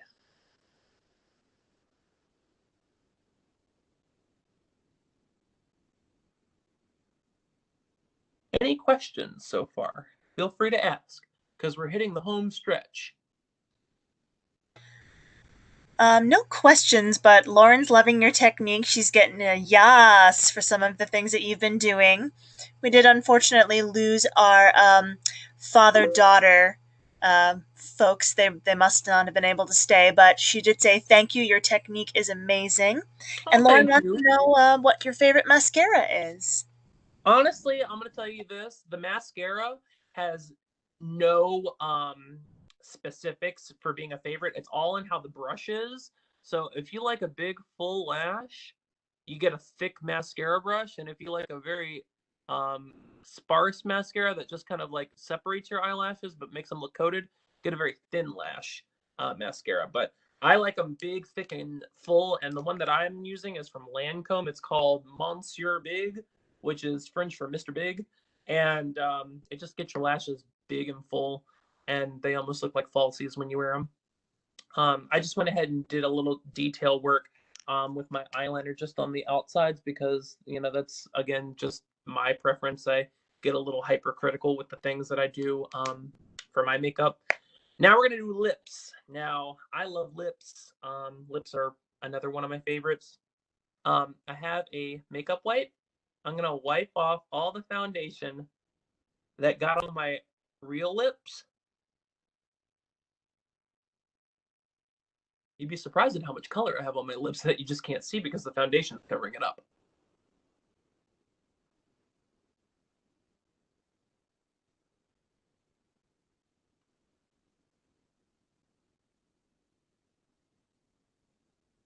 Uh-huh. So that's all the color that I have on my real lips. I'm going to use two lipsticks. One is a matte lipstick, and then one is a glitter lipstick. This is from Too Faced. It's called It's Happening. It's a very vivid pink. Pink is my favorite lip color, and bright pink, like Barbie doll pink, is my absolute favorite. I'm just going to go ahead and fill in the lips.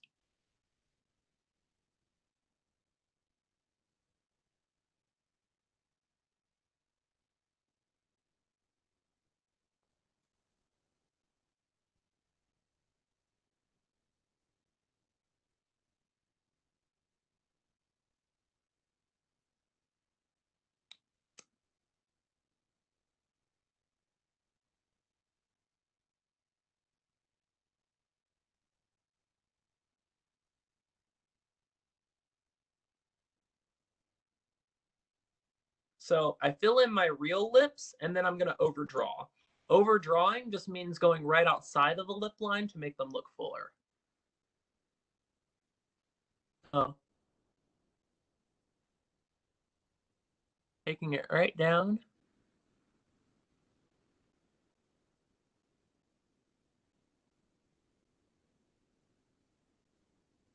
And that instantly creates more of a fullness within my lips that I didn't have. I'm doing the same thing right here.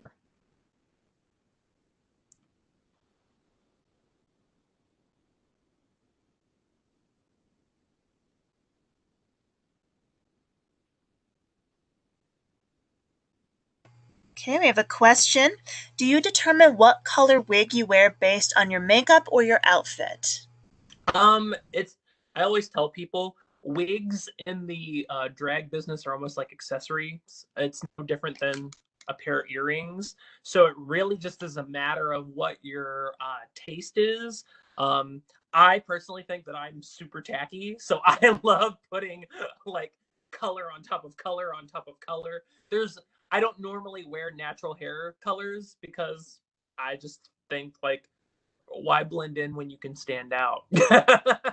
So that's typically my philosophy. But I mean, there definitely are things that are more flattering based upon outfits. Like, if let me put it to you this way: if you're wearing a yellow outfit, you may not want to wear a orange wig because you're gonna look like a chicken. But if you are wearing, let's say, an all black outfit and having a colorful piece of hair like blue hair or purple hair, that makes your wig a statement piece. So it really just doesn't matter of whether or not you want your outfit to be the focal point, your face to be the focal point, or your wig to be the focal point. Me, you just never know where to look because you just can't stop looking. So that's just personally me. But again, that's something that someone will tell you something different every single time you ask. So there's no right or wrong answer, which is the beauty of drag. There is literally no right way or wrong way to do it. It's just what you make of it. And that's why I do it, because, yeah, who wants to be right or wrong? I'm going to be taking a lip liner now. This is almost dark black purple. And I'm going to go right along the edge of the lip line.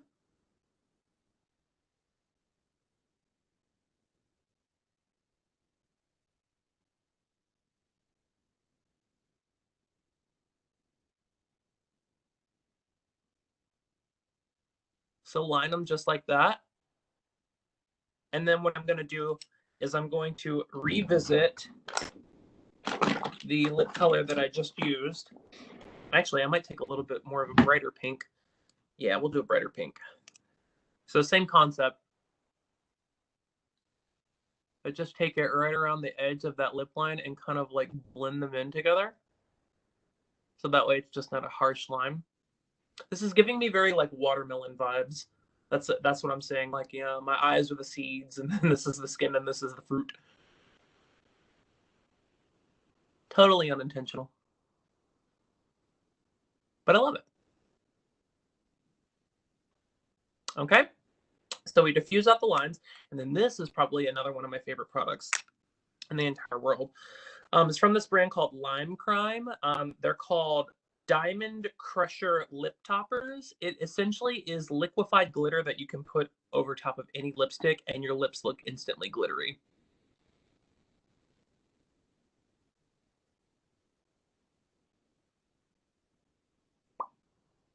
So you can see the dimension that my lips have. They're almost like metallic looking now. And they taste like candy.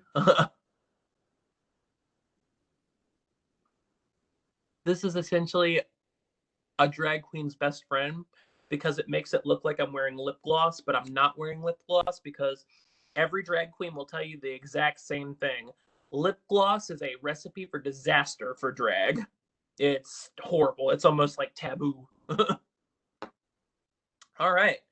So we'll go ahead and done the lips. They're finished. I'm gonna add some glitter because who doesn't love glitter? So I have got this wonderful little thing that I found. It is a universal glitter body painter.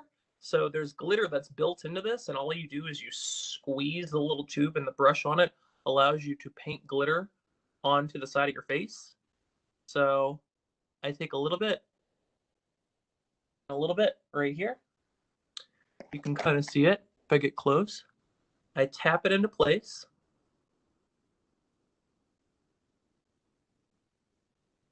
It's kind of like a gel in a way that dries down, gives me some dimension, but I'm not done there because, again, I am excessive. I'm taking a craft glitter that's just biodegradable, dissolves in water, and I'm tapping it right on top to really make it shine. So you can see how I have like this kind of like iridescent kind of like finish to the side of my face, which is so fun. In the light, I look like I'm glistening with ice.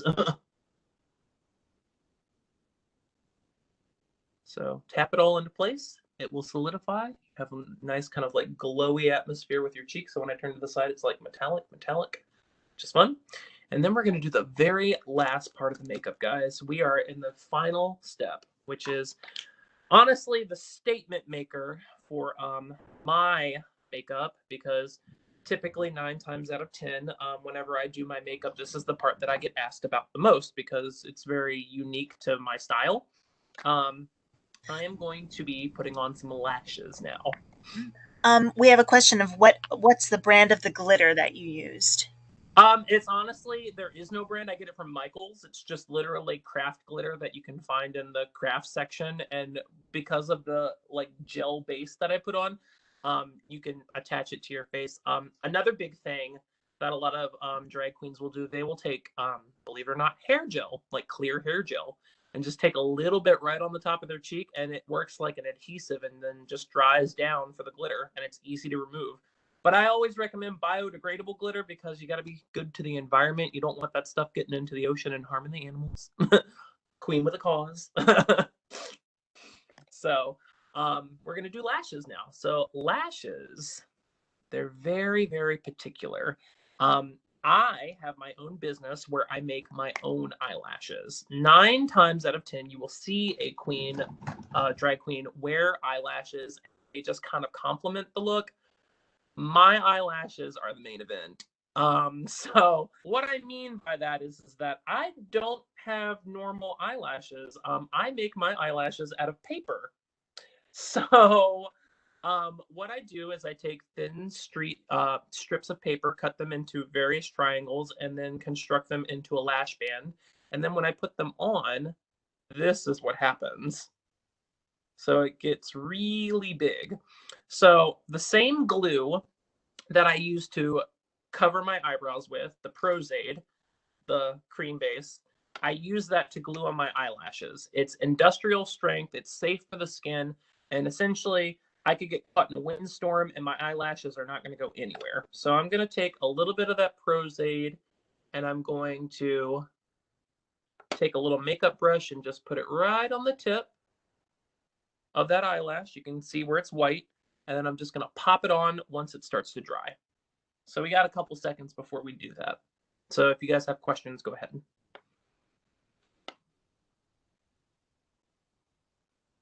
So I'm just going to paint that right on there.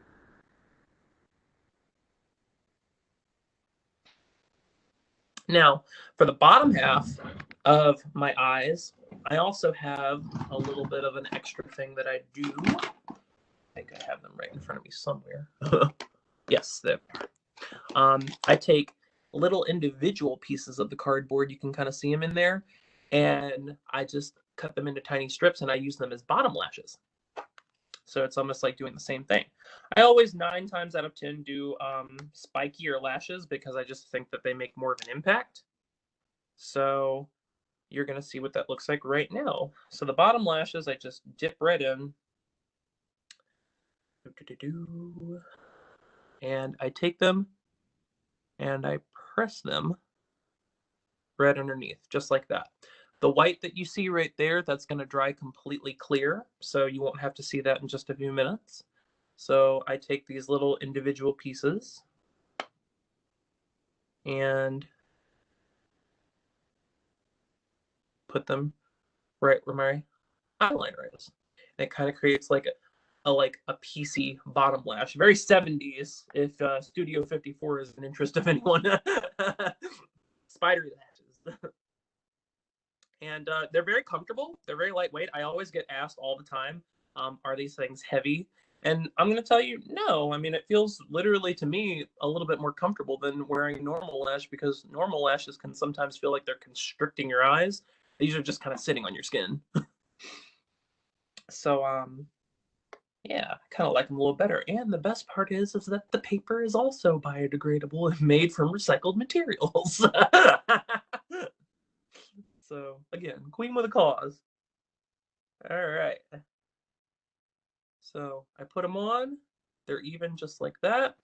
The ones that we did at the very beginning, the bigger ones, they're just about dry. So I'm going to pop them on real quick. The glue almost goes on instantaneously.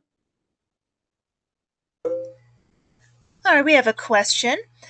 Do you draw inspiration from any famous figures? The eccentric and colorful aesthetic in some of your looks reminds me of Gaga and Bowie.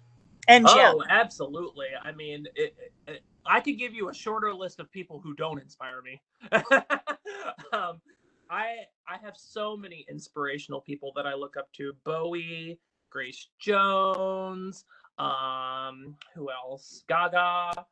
Madonna was even daring at some points. I mean, pop culture figures are definitely like the most memorable, but I also like a lot of artists. So like Keith Haring, um, who else? We've got Mugler, Terry Mugler. I also really like Patrick Nagel.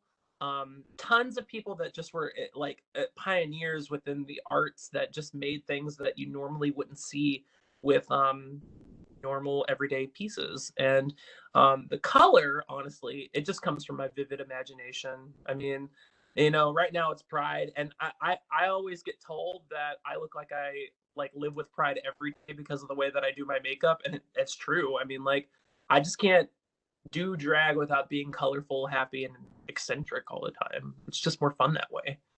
But yeah, so I have tons of people that inspire me, but I've gone ahead and put on the lashes, and then the final step, just to make sure that the deal is sealed, is to take that same mascara and just do a layer right underneath to blend the lashes into your real lashes down below.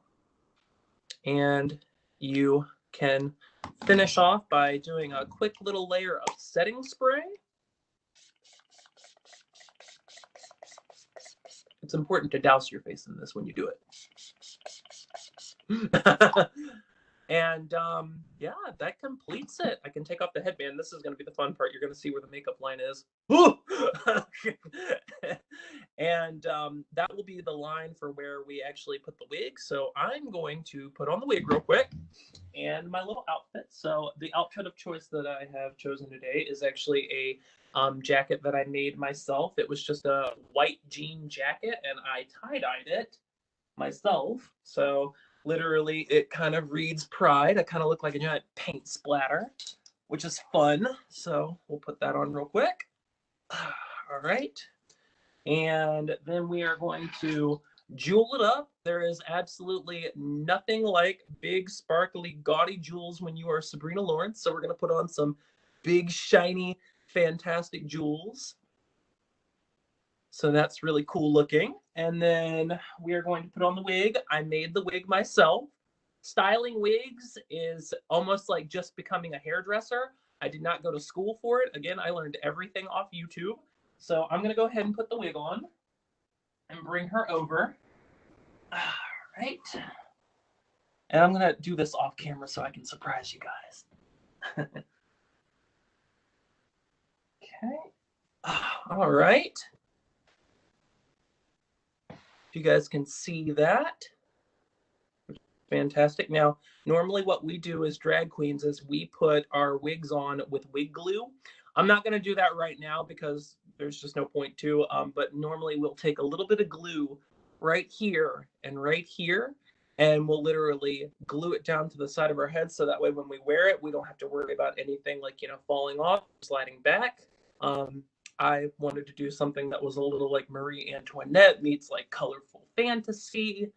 So that's what this wig was inspired by. And I curled it and styled it myself and put the little jewelry inside of it. We're going to put on some earrings really quickly that match the entire look. Like I said, I love being big, gaudy, and sparkly. So big, obnoxious jewels that are just so fun and flouncy and things that normally a real woman would never wear. The ultimate fantasy. And clip those in, and that completes the makeup look, you guys. What do you think? We've got, oh my God, you are gorgeous. Gorgeous, Sabrina. Very nice. Thanks. Does anyone have any last minute questions? Would you like to be unmuted so you can speak with Sabrina live? I'm happy to unmute everyone. Lauren says, you're not only an amazing artist, but a great teacher as well. I really enjoyed this live today, and thank you so much for the way you explained everything. Thank you. Thank you. And again, if you guys want to talk real quick, you know, I have time. So, you know, ask anything away or comment or anything you want. Just go ahead. Can we have the links to your social media put in the chat so we can all connect that way? I'm sure Josette could probably do that, right? I think I can do that. Yeah. All right. So that is totally good.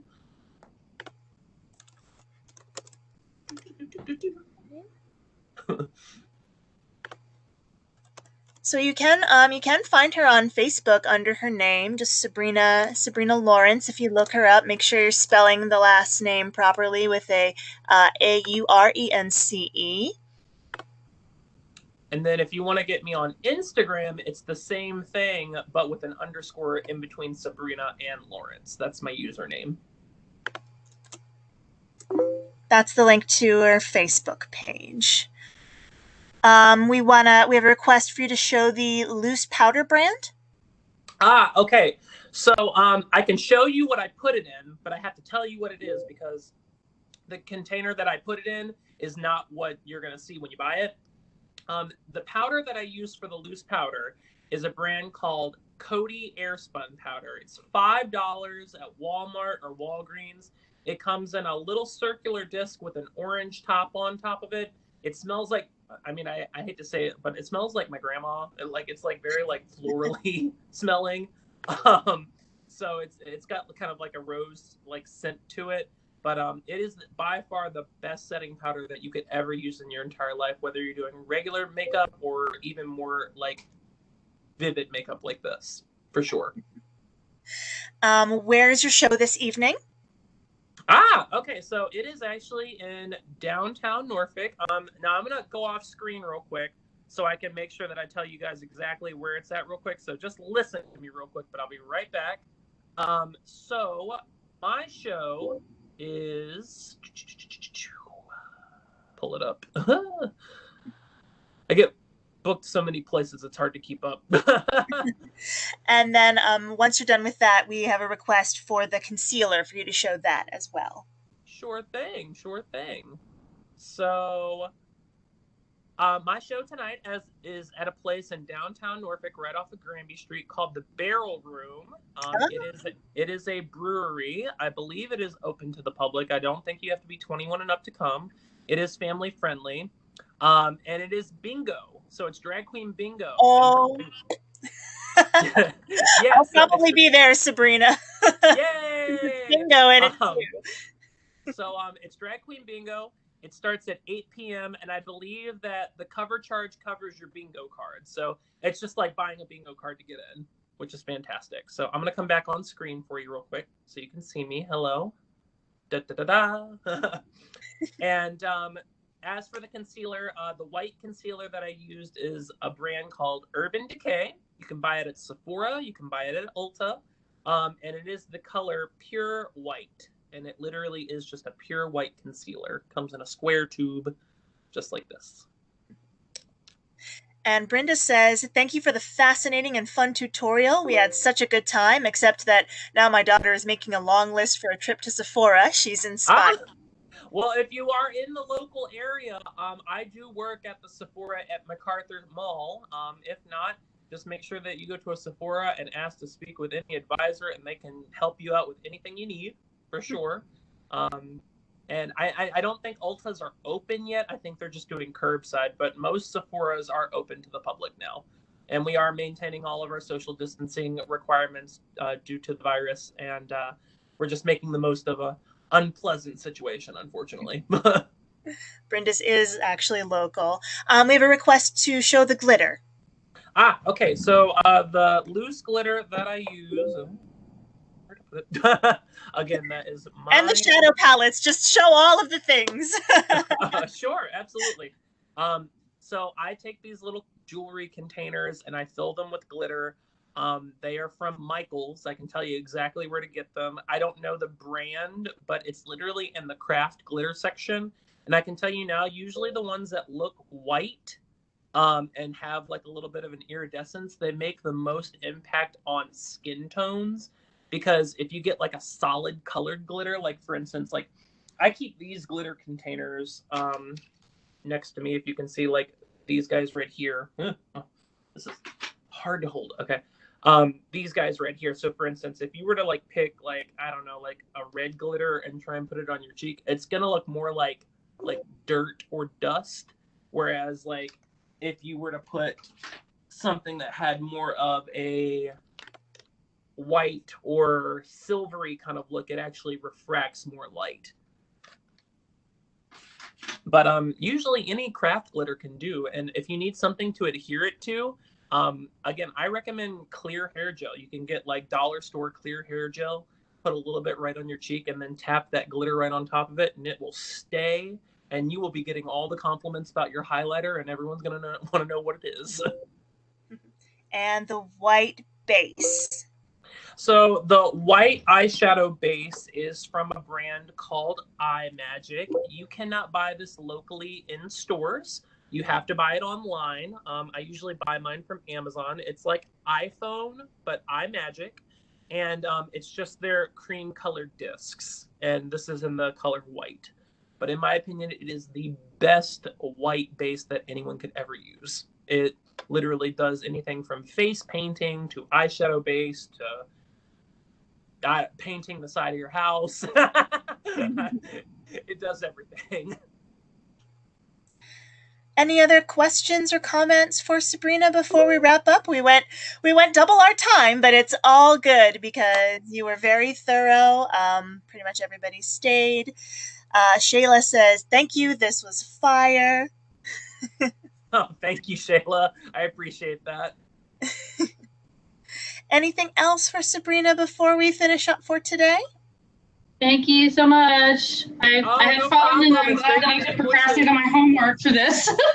Oh, To I leave love on your that. show. If you, I'll tell you this. Josette put the links to my my Facebook and my Instagram. If you guys ever need to reach out to me personally, you know, it's kind of like my job on a daily basis to educate people with makeup. I'm happy to answer any questions that you guys have about drag, or if you want to come and see me perform locally, if you're in the area, or just areas where you can get into like a drag queen scene and go and see shows. I'll be happy to set you up with all the right information and get in touch with the right people. Let me throw in her Instagram link here right quick. Yes. There it is for you. And Bronca says, "This has been really fun. Thank you so much for this tutorial." Well, So the thank you. Instagram is there and the Facebook is there. So if anybody wants to follow or ask any questions of Sabrina after this, you are welcome to. I have also recorded this session and we're going to be putting it up on our website, sloverlibrary.com, and most likely also our Facebook page, Slover Library. Fabulous. Great. Okay. Thank you. So if there aren't any other questions right now, we'll go ahead and end this. Thank you so much to Sabrina for being here, and thank you for all of you for joining us today. Keep an eye out. We have more programs happening, and we are probably going to be open back up to the public next month, so keep your eye out for that. We'll see you back at the library and online for programs. And have a great day, everybody. Happy Pride Month. Thank you so much. You guys have a wonderful day and happy Pride. Bye. Bye, everyone.